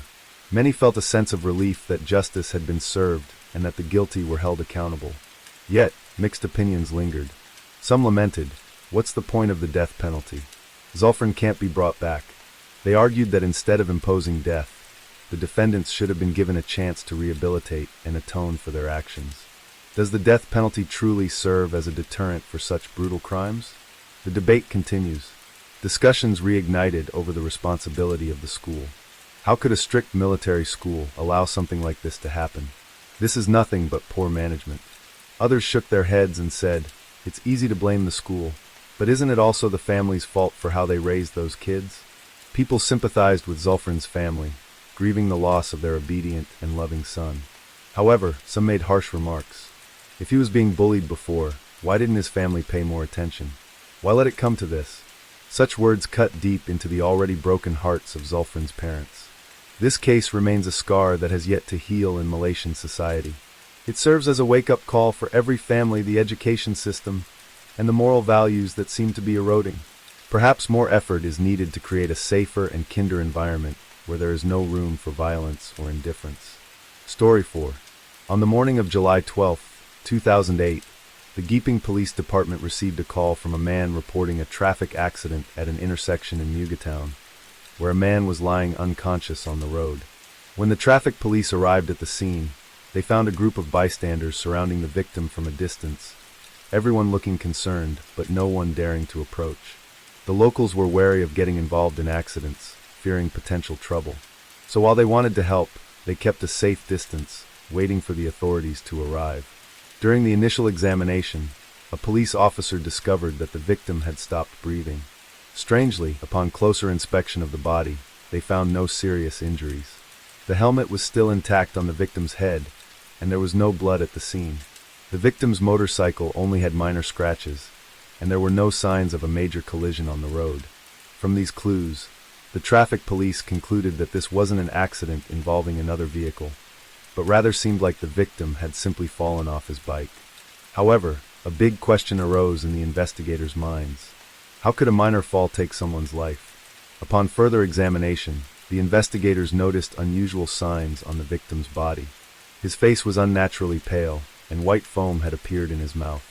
These symptoms were not typical consequences of a regular traffic accident. Based on years of experience in the field, the investigating officers suspected this might be a suspicious case, not just a simple traffic accident as initially thought. They immediately notified the criminal investigation team and the forensic team. Within a short time, experts were on the scene to conduct an in-depth examination, hoping to uncover the true cause of this mysterious death. The forensic team's findings revealed a shocking truth. The middle-aged man had not died from a traffic accident, but from rat poison. This discovery immediately transformed a seemingly simple traffic accident into a suspected murder case. The situation became more complex when the search yielded no identification documents or clues that could help identify the victim. An important detail was revealed when the man who reported the incident shared more information with the police. According to his account, before the accident occurred, there was a woman sitting behind the victim on the motorcycle. The man recounted, "I saw both of them fall off the bike, but strangely, the woman seemed unharmed. Instead of panicking or trying to help as you'd expect from someone in an accident, she just lightly patted the victim's body a few times, then quickly left the scene without making any attempt to provide first aid. Her cold, indifferent behavior was shocking to me. This woman's unusual reaction further reinforced suspicions about the unusual nature of the incident. Who is this mysterious woman?" With increasingly clear signs of foul play, the police concluded that this was likely a premeditated murder. The official investigation was launched when they traced the motorcycle's license plate and identified the victim as Zheng Moju, a 34-year-old resident of Guiping County, Guangxi Province. Immediately, a team was dispatched to Moju's residence with two urgent tasks. First, they had to deliver the tragic news to the family, one of the heaviest responsibilities for investigators. Second, they needed to quickly gather information about the victim's life, relationships, and circumstances, which could provide crucial clues for the next steps of the investigation. At the victim's home, the investigators only met the father, Mr. Zheng Moju. Despite being 60 years old, he maintained an admirably healthy appearance, with a rosy complexion and a more vibrant demeanor than most people his age. However, what caught the investigators' attention wasn't Mr. Zheng's appearance, but his unusual reaction to the news of his son's death. Instead of the pain or shock any father would display upon hearing such tragic news about their child, Mr. Zheng remained extremely calm, even indifferent. He showed no signs of grief, asked no questions about the cause of his son's death, as if he had known everything in advance. This strange attitude made all the investigators feel there was something very suspicious. Many team members silently wondered, could there really be such an indifferent father in this world? When the investigators asked about the relationship between his son and daughter-in-law, he claimed to know nothing, said he had just returned from working in Shund and hadn't been in contact with his son. "We've disowned each other, so I don't care about his affairs anymore." When the police asked where his wife was, Zheng also said he didn't know, stating that he hadn't lived with his wife for a very long time. What was happening with his family? When they realized they couldn't gather more information from Mr. Zheng, the investigators turned to the neighbors for insights. Fortunately, they happened to meet Mr. Zheng's younger brother. Unlike his brother's cold attitude, this uncle showed immense sorrow upon hearing of his nephew's death. He repeatedly asked about the cause and kept shaking his head, sighing at the family's tragedy. Through the uncle's account, a picture of a troubled family began to emerge. The root cause of the family's breakdown stemmed from an illicit relationship between Mr. Zheng and his daughter-in-law Wu, Ma Zhou's wife. When this relationship was discovered, everyone in the family was forced to scatter. Mrs. Lu Zheng's wife had left the family to work as a nanny in Beilu County, virtually cutting off all contact with her husband. She only occasionally called to check on her two grandchildren, Ma Zhou's children, who were now being cared for by the third uncle. The old family home now only saw the comings and goings of Mr. Zheng and his daughter-in-law Wu. Ma Zhou had entrusted his children to his third uncle's care. Since the uncle and his wife were childless, having two kids around would bring joy and warmth to their household. For years ago, had given birth to her second child. But shockingly, she had hastily left the baby when it was only 5 months old, an age still dependent on mother's milk, to work away from home, leaving the child in the care of its maternal grandmother. This action, seemingly contrary to maternal instinct, had left everyone astounded. The investigators continued to receive important information about the unusual relationship between Wu and her father-in-law. Initially, no one suspected anything when Wu frequently visited the construction site in Shund, where both her father-in-law and husband worked. These visits appeared to be just a wife normally visiting her husband at work. However, suspicions began to arise when Ma Zhou had already quit his job there, but Wu continued to visit the site regularly and even stay overnight. This behavior had started to raise questions about the true purpose of these visits. The truth only came to light later, the uncle revealed, his voice bitter. During these visits to the construction site, never sought out her husband, but went straight to Mr. Zhang. This information further solidified suspicions about the improper relationship between the daughter-in-law and her father-in-law. To verify the truth, the investigators visited Mr. Zhang's workplace and interviewed his colleagues. The testimonies from the employees revealed more noteworthy details. According to them, whenever Wu appeared at the construction site, Mr. Zhang would often volunteer to take over shifts from his colleagues. At those times, everyone understood the situation and willingly gave up their positions to him. Faced with increasingly clear evidence of the improper relationship between the father-in-law and daughter-in-law, coupled with the circumstances surrounding Ma Zhou's death, the police decided to detain Mr. Zhang for further questioning. However, when confronted by the investigators, Mr. Zhang steadfastly denied all accusations. He claimed these were just malicious rumors, stemming from the jealousy of those around him who were trying to frame him. Confronted with irrefutable evidence and his brother's testimony, Mr. Zhang finally admitted to the illicit relationship with his daughter-in-law. However, what truly shocked him was Wu's chilling confession on the afternoon of July 12th. Wu had come to him and said, "I've poisoned a mojo. He died in what looked like an accident. I sat behind him on the motorcycle to make sure the poison took effect. Next will be your wife. I'll make sure anyone who stands in the way of our love dies." These words hit Mr. Zhang like a bolt of lightning. Despite his wrongdoings, he never imagined that his affair would lead to such tragic consequences. Now, when it was all too late, remorse truly weighed heavily on this man's conscience. According to Zhang's testimony, the police learned that the person sitting behind him Hojo on that fateful day was indeed his wife, Wu Maofan. Even more alarming was that she now intended to kill her mother-in-law as well. The investigation team quickly established two action groups, one to track down Wu and the other to go to Baila County, where Mrs. Liu was working as a nanny to prevent Wu's next cruel act. As soon as they obtained contact information from the uncle, the police immediately called to warn Mrs. Liu about the impending danger. However, these attempts at communication were met with worrying silence. On the journey to Baila County, a sense of dread began to creep into the minds of the investigators. Had they arrived too late? Each passing minute amplified their concern for Mrs. Liu's safety, with a faint hope that they would be in time to prevent a potential tragedy.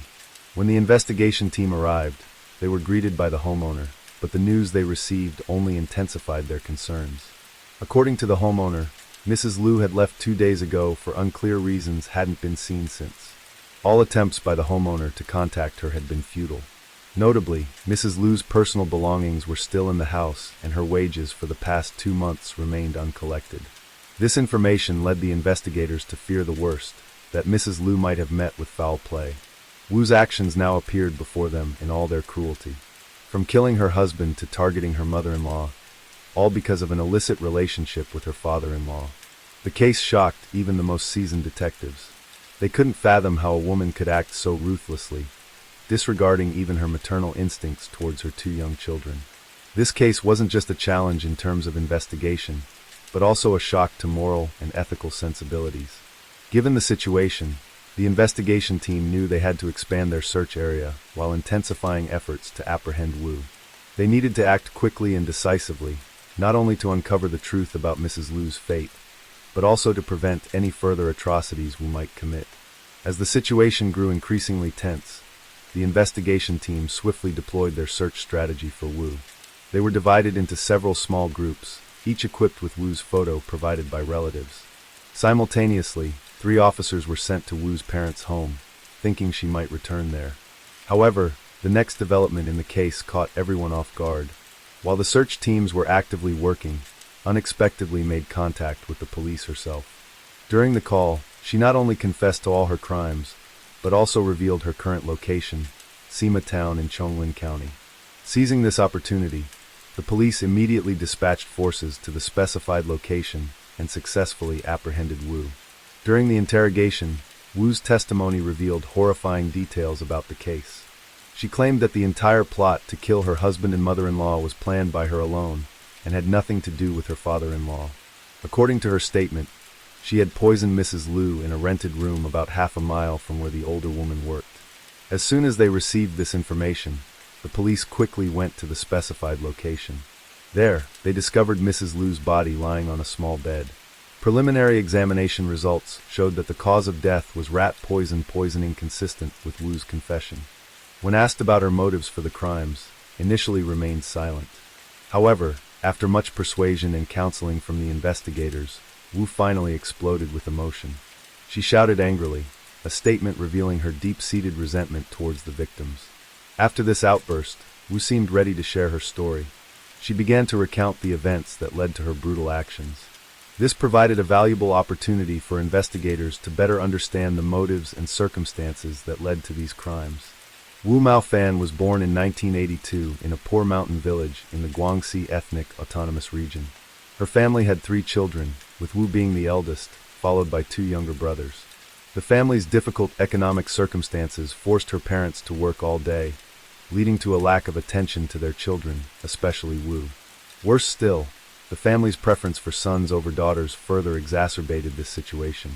As a result, from a young age, Wu had to take on many responsibilities. She was forced to drop out of elementary school before completing it, losing the opportunity for education and social integration. Despite her young age, she had to take on adult roles, caring for her siblings and managing all household chores. The favoritism towards her brothers was evident even in the distribution of food. Whenever there was something good to eat, her parents would always give it to the 2 younger brothers first, leaving only leftovers for Wu.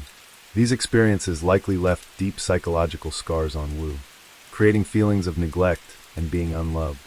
Despite the hard work and mistreatment, never blamed her parents. But no matter how much she did, her parents never seemed to care about her. They hoped that before their daughter got married, they could exploit her labor as much as possible. Wu suffered greatly from this unfair treatment. Over the years of hardship, her heart gradually grew cold towards her family. She began to nurture hopes for a better life through marriage, seeing it as an escape from her current circumstances. In 2004, when Wu was 22, that opportunity seemed to arrive. Her parents' decision to marry her to Moju, a man from a well-off family, not only reflected their desire for a better life for their daughter, but also revealed their view of marriage as an economic transaction. They anticipated the benefits this marriage could bring to themselves. In stark contrast to his wife's background, Moju had been pampered since childhood. Even as an adult with his own family, his mother still made all the decisions. Because he had no say, their family often experienced conflicts between the mother-in-law and daughter-in-law. At this time, Mr. Zheng was working away from home and was often absent. He was regarded by those around him as an emotional, honest, and responsible person. Wu shared that her happiest moments were when she gave birth to her first child and when her father-in-law was at home. This reveals Wu's longing for a warm, united family. She even wished her husband could learn from his father's personality, reflecting her disappointment in her husband and admiration for her father-in-law. Often thought to herself that she had been looked down upon in her parents' home, and now she was experiencing the same treatment in her husband's family, which she found intolerable. During her time as a daughter-in-law, she constantly clashed with her mother-in-law. The tension peaked during a New Year's Eve dinner. Traditionally, the whole family would sit down to eat together, but Mrs. Liu chose to eat separately with her son, leaving Wu with just a bowl of rice and a few plain vegetables. That New Year's Eve brought a glimmer of hope for Wu when her father-in-law, Zheng Machi, returned home with bags of gifts. With admirable thoughtfulness, he had chosen an affection for everyone. This act by Mr. Zheng stood in stark contrast to the biased behavior of Wu's mother-in-law, making Wu feel even more appreciative and admiring of her father-in-law. Sensitive to the tense atmosphere in the family, Mr. Zheng quickly recognized his daughter-in-law's dissatisfaction with her husband and mother-in-law. After understanding the root of the issue, he exercised his role as the head of the family by demanding that his wife and son apologize to Wu. Notably, despite her usually difficult temperament, Mrs. Liu appeared completely docile in front of her husband, not daring to talk back. Finally, under pressure from Mr. Zheng, the mother-in-law had to personally apologize to Wu, temporarily resolving the family conflict. Mr. Zheng's presence in the family brought a harmonious, joyful, and peaceful atmosphere. However, as soon as he left for work, conflicts quickly resurfaced like a storm. The situation worsened when Mr. Zheng, seeing that his son had grown up, decided to take Moji to work with him at the construction site. At this point, only Wu and her mother-in-law were left in the house. The already strained relationship between the two became even more tense, to the point where they wouldn't exchange a single word all day. There were even times when Mrs. Liu wouldn't allow Wu to hold her own child. Unable to bear the suffocating atmosphere at home, Wu began frequently visiting her husband at his workplace. These visits created opportunities for her to meet her father-in-law more often. Mr. Zheng, with his perceptiveness and understanding, often consoled and cared for Wu, fully aware of the discord between her and his wife at home. For Wu, who had been starved of affection since childhood, these gestures of care and attention from her father-in-law gradually became precious. She began to enjoy this feeling of being cared for and increasingly showed admiration for her father-in-law. The situation became more complex as Wu repeatedly visited the construction site just to see her father-in-law, without stopping to see her husband. The relationship between Wu and Mr. Zhang gradually developed in a complex and sensitive direction. Wu began to nurture feelings that went beyond the normal boundaries for a father-in-law. Mr. Zheng quickly recognized the situation and decided to reject his daughter-in-law's inappropriate emotions.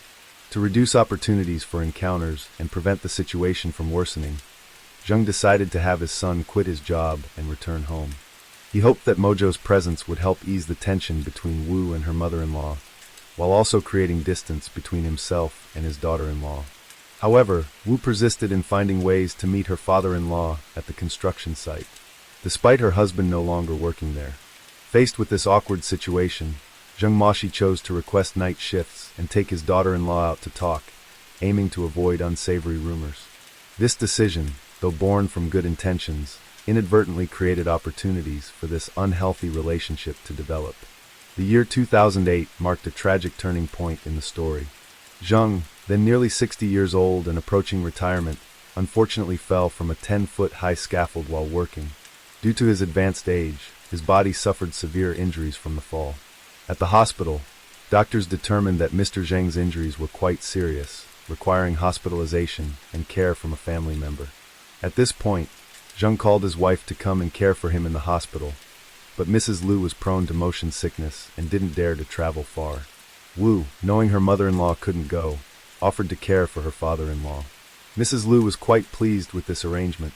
If Wu wasn't at home, she wouldn't have to face her, and moreover, she wouldn't have to take on the tiring task of caring for her husband at the hospital. However, this decision by Mrs. Liu unwittingly set the stage for the horrific tragedy that was to follow. While caring for Mr. Zheng, Wu gradually revealed her love for him. She frankly expressed her feelings for her father-in-law. Zheng was also moved by Wu's devotion.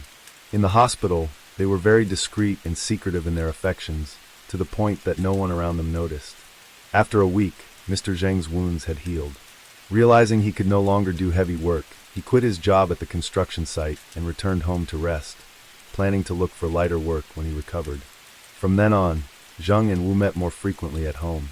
Wu cared for her father-in-law even more attentively than her mother-in-law did, and then the inevitable happened. Once, when there was a wedding in the extended family, Mr. Zheng, having recently been injured, sent his wife and son to attend in his place. At this time, only the two of them were left at home. Seizing this opportunity, took the initiative to approach her father-in-law. They began to have intimate conversations, and from that point on, they officially acknowledged their illicit relationship. When feelings run deep, they often make it difficult for people to control their behavior. The unusually intimate relationship between Wu and her father-in-law gradually became apparent to those around them. To reduce gossip, cleverly explained that their closeness was the result of the long period of care, creating a deep understanding and bond between daughter-in-law and father-in-law. Thanks to this clever explanation, and being more cautious in the presence of others, the illicit relationship between Wu Maofan and Zheng Mosher lasted for 4 years without being discovered. Wu told the police investigation team that this period was when she felt incredibly happy, and that her father-in-law was truly the love she had always dreamed of. But in this world, the only way to keep others from knowing is to not do it at all. Their illicit affair was discovered when Mrs. Liu unexpectedly walked into her husband's room, to find her daughter-in-law sitting on her husband's lap. She was furious when she saw this, but didn't dare to raise her voice in front of her husband. After that day, Mrs. Liu paid more attention to the actions of the two, and consequently noticed many more intimate gestures than normal. Mrs. Liu confronted her husband, demanding he admit to the affair with their daughter-in-law, but Zheng repeatedly denied it, saying, "Even if I were to die, I would never do something so crazy." The situation in the Zheng family became increasingly tense and complex. Although no one could force Wu and Zheng to admit their illicit relationship, suspicions and conflicts continued to escalate. Previously, Mr. Zheng had kept the family harmonious, but now he had lost his credibility and influence. Mrs. Liu no longer concealed her anger and constantly looked at Wu with cold and hateful eyes, creating a suffocating and hostile atmosphere in the family. Finally, unable to bear this situation any longer, Mrs. Liu decided to leave. She found a job as a nanny in Beilu County, a decision not only to distance herself from the family, but also as a way to escape the painful reality she had to face every day. As for Ma Zhou, he too couldn't accept this situation. In his anger and deep disappointment towards both his wife and father, he decided to send his 2 children to live with his third uncle, removing them from the turbulent family environment. After that, he left to seek new employment. At this point, was perhaps the happiest person, because now she could freely and comfortably express her feelings when with the person she loved. However, news of their affair had spread throughout the village and to relatives far and wide. Everyone looked at them with contempt and disgust. When they went out, people would throw reproachful words at them, calling Wu a loose woman. We didn't care about others, but these words made Mr. Zheng feel ashamed and no longer want to be near his daughter-in-law. For years, from his brothers to neighbors, everyone had respected and praised him. Many in the village would joke that men should learn from Zheng's character. Now, he couldn't even bear to go out in public, and he wanted to end this improper relationship. Zheng said that although he was very fond of his daughter-in-law, he couldn't bear living with the constant rumors buzzing in his ears. But Wu didn't want to lose what she considered the true love of her life. She began to resent her mother-in-law and husband for destroying their love. She thought that if only she could eliminate her mother-in-law and husband, she could finally be with her father-in-law legally. So Wu began to devise a cruel plan to harm her husband and mother-in-law.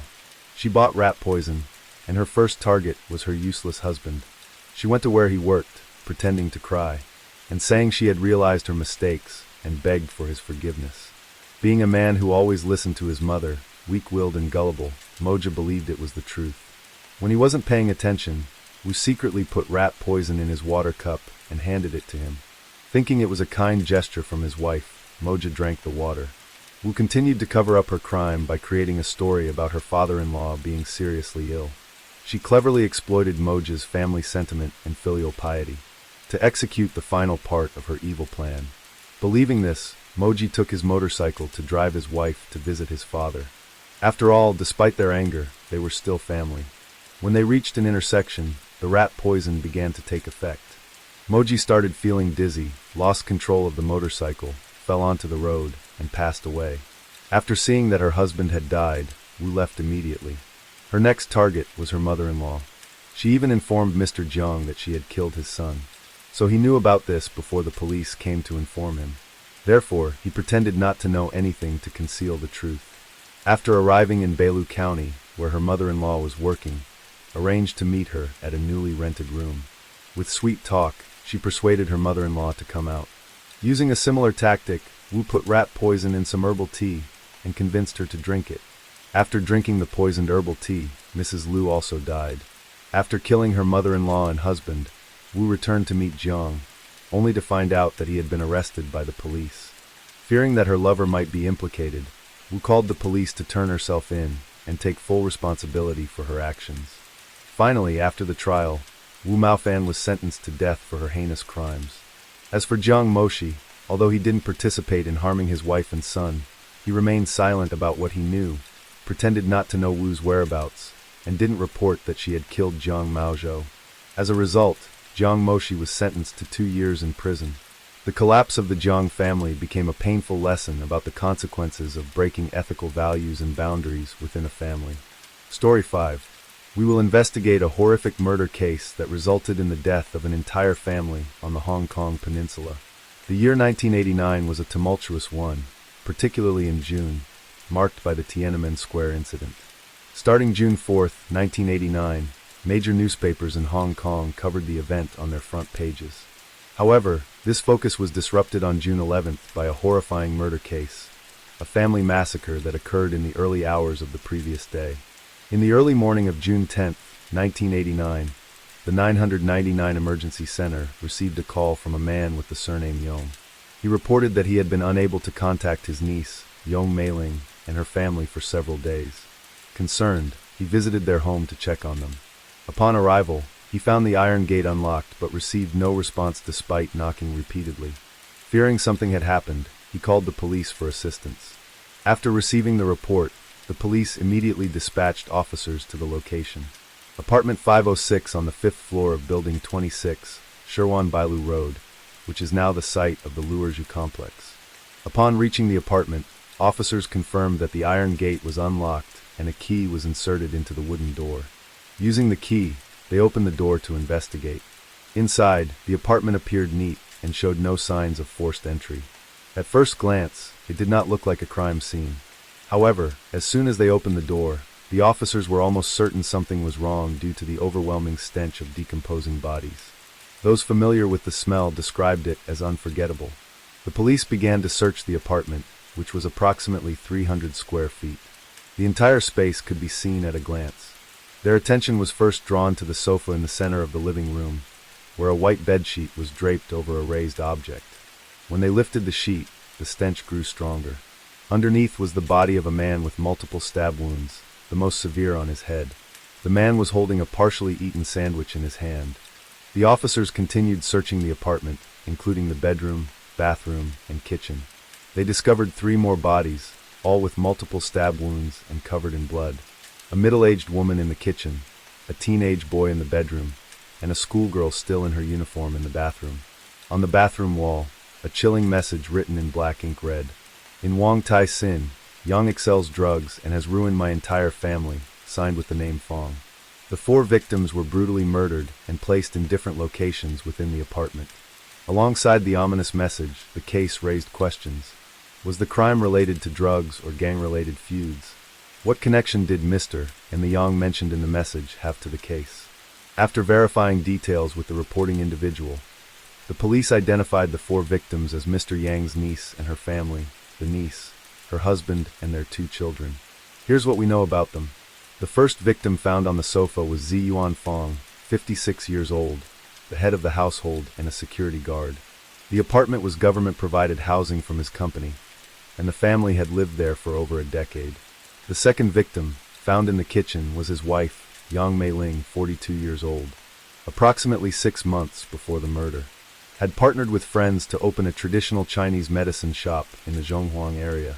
The third victim, found in the bedroom, was their eldest son, Shi Weiwen, 17 years old. He had recently graduated from high school and was staying home while waiting for a job. He spent most of his days working out at the gym. The fourth victim, found in the bathroom, was their daughter, Jia Rong, 15 years old, who attended a high school in the Western District. According to forensic estimates, the 4 victims were murdered at 2 different times. The first to die were the head of the household, Ling, and the eldest son, one with their time of death estimated between 9 a.m. and 11 a.m. on June 9th. The other 2 victims, Fong and the daughter, Rong, were killed later that afternoon, between 1 o'clock and 3 o'clock p.m. The reporting individual also informed the police that the family actually had 5 members. In addition to the 4 deceased victims, there was an 8-year-old son, Shi Weiquan, who was a primary school student. He was not present at the crime scene, and his whereabouts or condition was unknown. The family had nearly been wiped out, leaving only the missing boy. Could the perpetrator have spared him out of mercy for a child, or was there another reason? When the crime was discovered, the police were in a race against time. The sooner they could find the perpetrator, the better the chances of saving the boy. They split into 2 groups.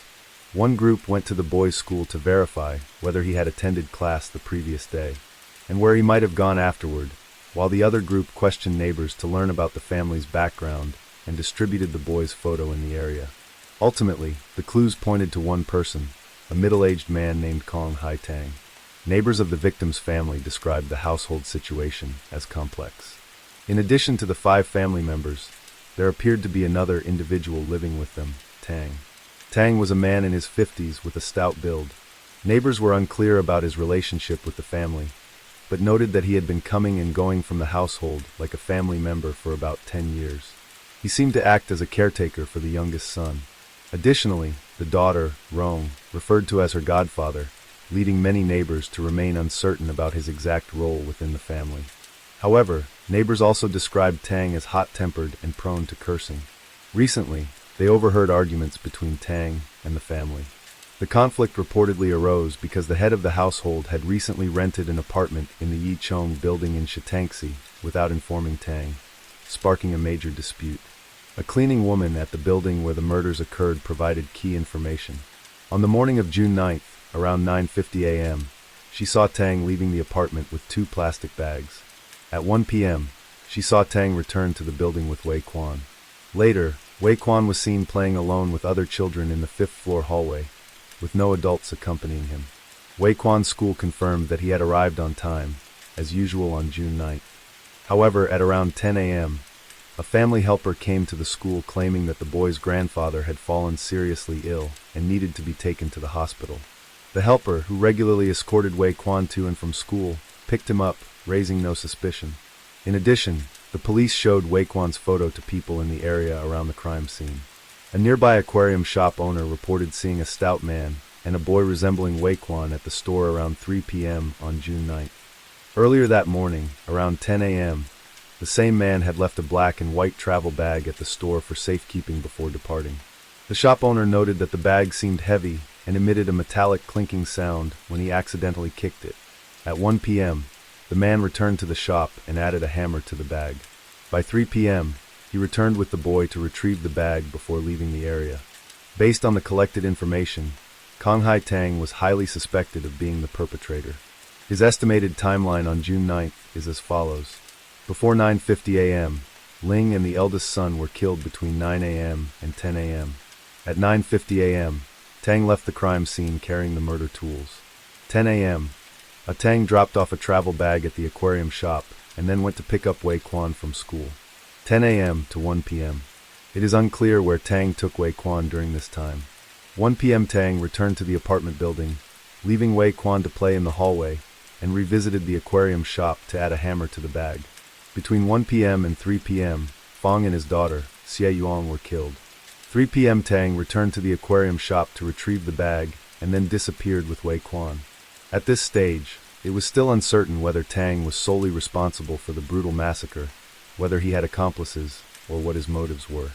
However, it was clear that Tang had taken Xiao Wei Quan. At the time, the police had very little information about Tang, only that he was originally from Macau. They divided into 2 groups. One group searched the Sichuan area with photos of Wei Quan, urging the public to look for the boy and Tang. The other group, comprising 3 Hong Kong officers, traveled to Macau to collaborate with Macau police in investigating Tang's whereabouts. However, the lack of information about Konghai Tang made it challenging for both Hong Kong and Macau police to know where to start. Days passed, and after a week, there was still no news about Tang or Wei Quan. Finally, 13 days after the crime on June 22, 1989, Macau police received a tip that Wei Quan had been seen at an apartment in the Haishihun district. Following the lead, Macau police discovered Wei Quan inside the apartment. The apartment was occupied by an elderly couple who turned out to be Tang's father and stepmother. Tang had returned home on June 10th, left the boy there without saying much, and disappeared again, never to return. Tang's father mentioned that his son occasionally called to check on them, but never revealed his location. Macau police were skeptical of Tang's parents after rescuing Wei Quan.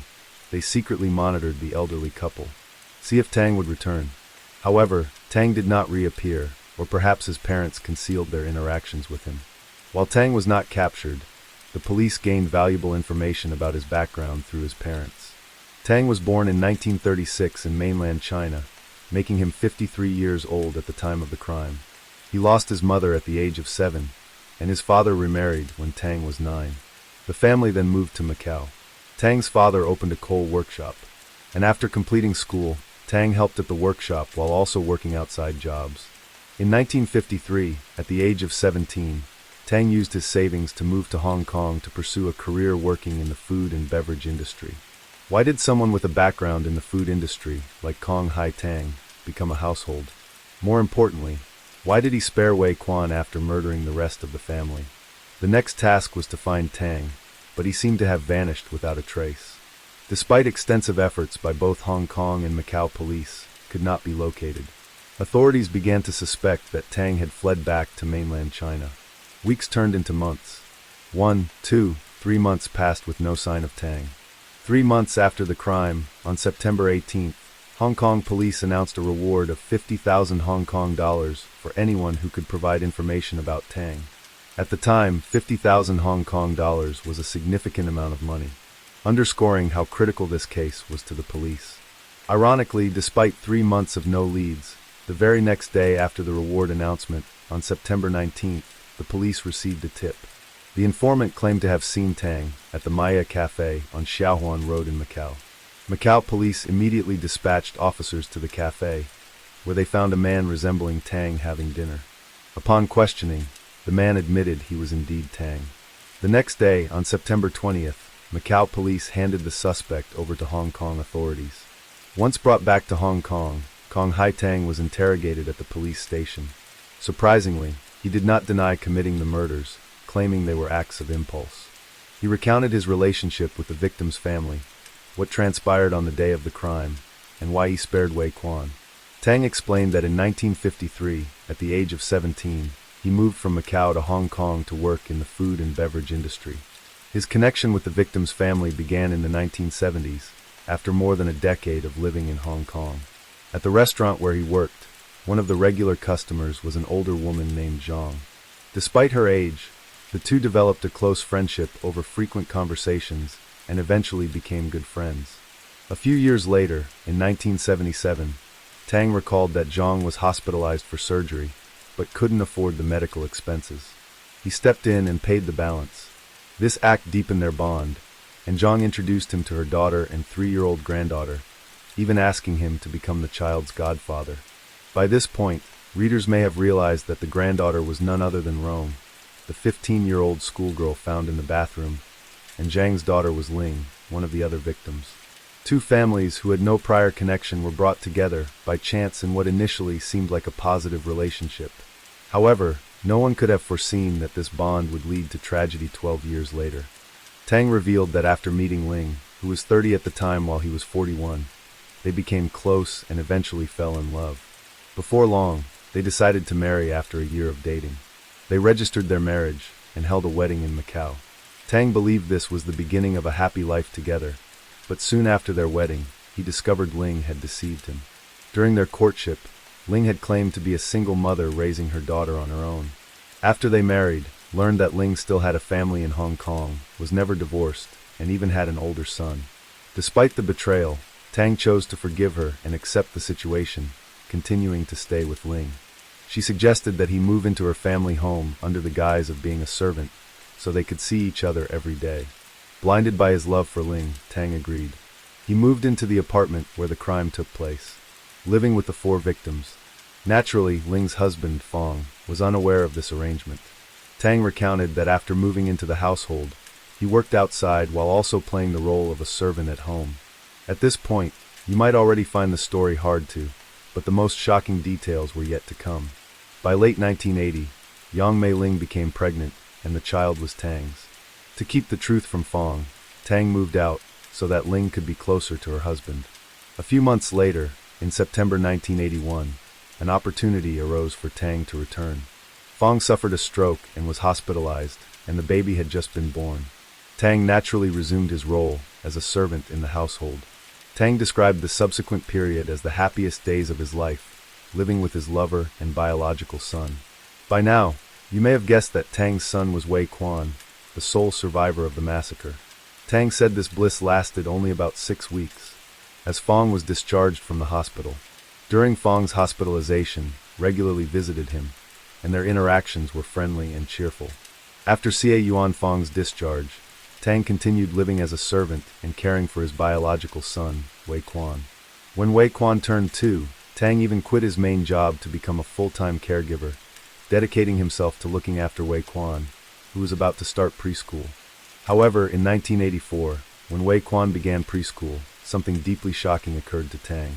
He discovered that Wei Quan's school notebook listed his surname as Z, with his full name recorded as Wei Quan. Before the child's birth, Tang had begged Ling to keep the situation secret from Fong and allow Wei Quan to take Tang's surname. Yet, upon seeing the notebook, Tang realized Ling had disregarded his wishes and given their son Fong's surname from birth. Although this discovery left Tang bitterly disappointed, he insisted it was not the reason he developed resentment. The real cause, he said, was the arrival of another man who disrupted their already complicated relationship. Tang revealed that during a family gathering in 1984, Yang Meiling introduced a relative named Yang Ming. After the gathering, everything initially seemed normal, with Yang Ming occasionally visiting their home. However, Tang soon discovered that Ling was frequently meeting Yang Ming alone, and their relationship appeared far from innocent. Ling's demeanor with Yang Ming was uncomfortably intimate. Later, uncovered that Ling had entered a romantic relationship with Yang Ming. At first, he tried to convince himself that it was merely a physical affair. However, Ling became increasingly blatant, pushing boundaries. She even openly taunted Tang, saying things like, "Uncle Yang is better in bed than you, and he's younger than you." Ling eventually went so far as to travel to mainland China with Yang Ming to celebrate his birthday. By 1987, news of the affair reached Ling's mother, Zhang. Tang recalled Zhang telling him, "Yang Meiling and Yang Ming are not biologically related, but I promised to put an end to their relationship." According to Tang, Ling paid no heed to her mother's advice from the beginning. Zhang even threatened to go on a hunger strike to protest Ling's actions. When Ling ignored the warnings, Zhang carried out her threat. Police later verified that Ling's mother did indeed pass away in 1987. Tang described his devastation at the time. On one hand, he had shared a close relationship with Zhang, who was like a mother-in-law to him. On the other hand, even after Zhang's death, Ling continued her affair with Yang Ming. Tang said he felt utterly powerless to change the situation. But the more he compromised, the more Ling pushed the limits of his tolerance. Tang recounted that in March 1988, a year before the crime, Ling even displayed intimate photos of herself and Yang Ming in the house. Despite this, couldn't bring himself to leave the home. This relationship continued for over a year. By March 1989, 6 months before the crime, Ling told Tang that she would no longer accompany him to Macau. Previously, they had a tradition of visiting Macau together every month on Ni, and even expressed her desire to end their relationship, demanding that Tang move out of the house. Tang said he refused to comply and stayed in the apartment. Later, Ling even disclosed their affair to her husband, Fong. Yet Tang still refused to leave. Eventually, Ling arranged a family meeting involving herself, Fong, Yang Ming, and Tang. During this meeting, the three demanded that Tang sign a statement renouncing his parental rights to Xiao Wei Quan. Reluctantly, Tang signed the document but still refused to move out. When police asked why he didn't leave, Tang couldn't provide a clear answer. However, based on his story, one possible reason was that he had nowhere else to go after living with this family for over a decade. Tang recalled that after his refusal to leave, Fong and Ling didn't force him out. Instead, Fong chose to move out himself, leading to the heated argument about moving that the neighbors had mentioned earlier. However, Tang insisted that none of these events led to the murders. He claimed he never intended to take anyone's life, and that his actions were the result of a sudden outburst. Tang recalled that on the day of the crime, he woke up at around 6 a.m., took Wei Quan to school, and then went out for tea. Afterward, in his role as a house servant, he went grocery shopping and returned home. When he arrived, was furious to see that he had only bought a fish and some vegetables. She scolded him, asking why he hadn't purchased offerings for Fong's birthday that day. In her anger, Ling threw a bag of barbecue pork at him. Tang said that being hit with the food triggered uncontrollable rage. He grabbed a nearby object and attacked Ling until she stopped moving. At that moment, Ling's eldest son, Zhuo walked out of his bedroom to eat porridge and witnessed everything. Tang stated that when he saw Wan, he immediately dragged him into the bedroom. Wan, however, retaliated by throwing the hot bowl of porridge at Tang. Enraged, Tang used the same weapon he had used on Ling to attack Wan. Wan soon stopped moving as well. Tang added that Ling regained consciousness and tried to crawl away, but he noticed and attacked her again until she was unresponsive. With that, Tang had killed 2 people who had been part of his life for nearly a decade. He explained that he then dragged Ling's body into the kitchen and cleaned up the blood at the scene. He disposed of the blood-soaked cloths, his boxer shorts, and the weapon in a plastic bag, which he later threw into the sea. Tang claimed that he initially planned to flee, but he remembered that Wei Quan was still at school. He decided to pick him up and take him out for a meal. At around 1 p.m., Tang returned to the apartment to continue cleaning up the scene. Tang recounted that he told Wei Quan to play in the hallway while he continued cleaning. Around 1:30 p.m., his goddaughter Rong returned home from school. Tang claimed that when Rong saw him cleaning the living room, she inexplicably kicked him, causing him to lose control. Enraged, he grabbed a hammer and attacked Rong until she was unresponsive. He then dragged her body into the bathroom and resumed cleaning. Tang stated that around 2 p.m., Fong came home. Given their previously good relationship, Tang said he became emotional and confessed to Fong what had transpired that day. According to Tang, after hearing the confession, Fong, out of a sense of humanity, asked Tang to join him in ending their lives. Tang claimed that he couldn't bring himself to harm Fong because of their strong bond. However, Fong reportedly picked up the hammer and struck himself in the head multiple times, resulting in his death. And so all 4 victims were killed one by one. Before leaving the scene, Tang used a marker to write on the wall, "In Wang Tai Sin, Yang excels drugs and has ruined my entire family." His intention was to frame Yang Ming while signing the note as Fong to make it seem like Ziyuan Fong had written it. Finally, Tang took Xie Weiguang to Macau. This was the sequence of events according to Tang's confession. Naturally, as the victims were deceased, his account could not be verified. The next question was whether the jury would believe Tang's version of events. More than a year after the crime, in November 1990, was brought to trial. He was charged with 4 counts of murder, but denied the charges, pleading guilty to 3 counts of manslaughter instead. His defense attorney argued that Tang had endured an imbalanced and unhealthy relationship for many years, leaving him in a state of emotional and psychological distress. In recent years, the situation worsened with the involvement of a third party, his biological son being denied his surname, and ultimately, the impending breakup. The defense argued that on the day of the crime, Tang lost control after being insulted and hit by Ling, leading to his attack on her. He then reacted to when pouring hot porridge on him by defending himself and subsequently losing control. As for the killing of Xia Rong, the defense claimed that her unprovoked kick caused him to lose his temper. Regarding Fong's death, the attorney maintained that Fong had taken his own life with the hammer after witnessing his family's demise, and that Tang was not responsible. The defense also submitted 2 psychiatric reports from different doctors. The first report, based on 2 consultations with Tang, stated, "Overall, I believe the defendant suffers from depression, accompanied by symptoms of paranoia and pathological jealousy."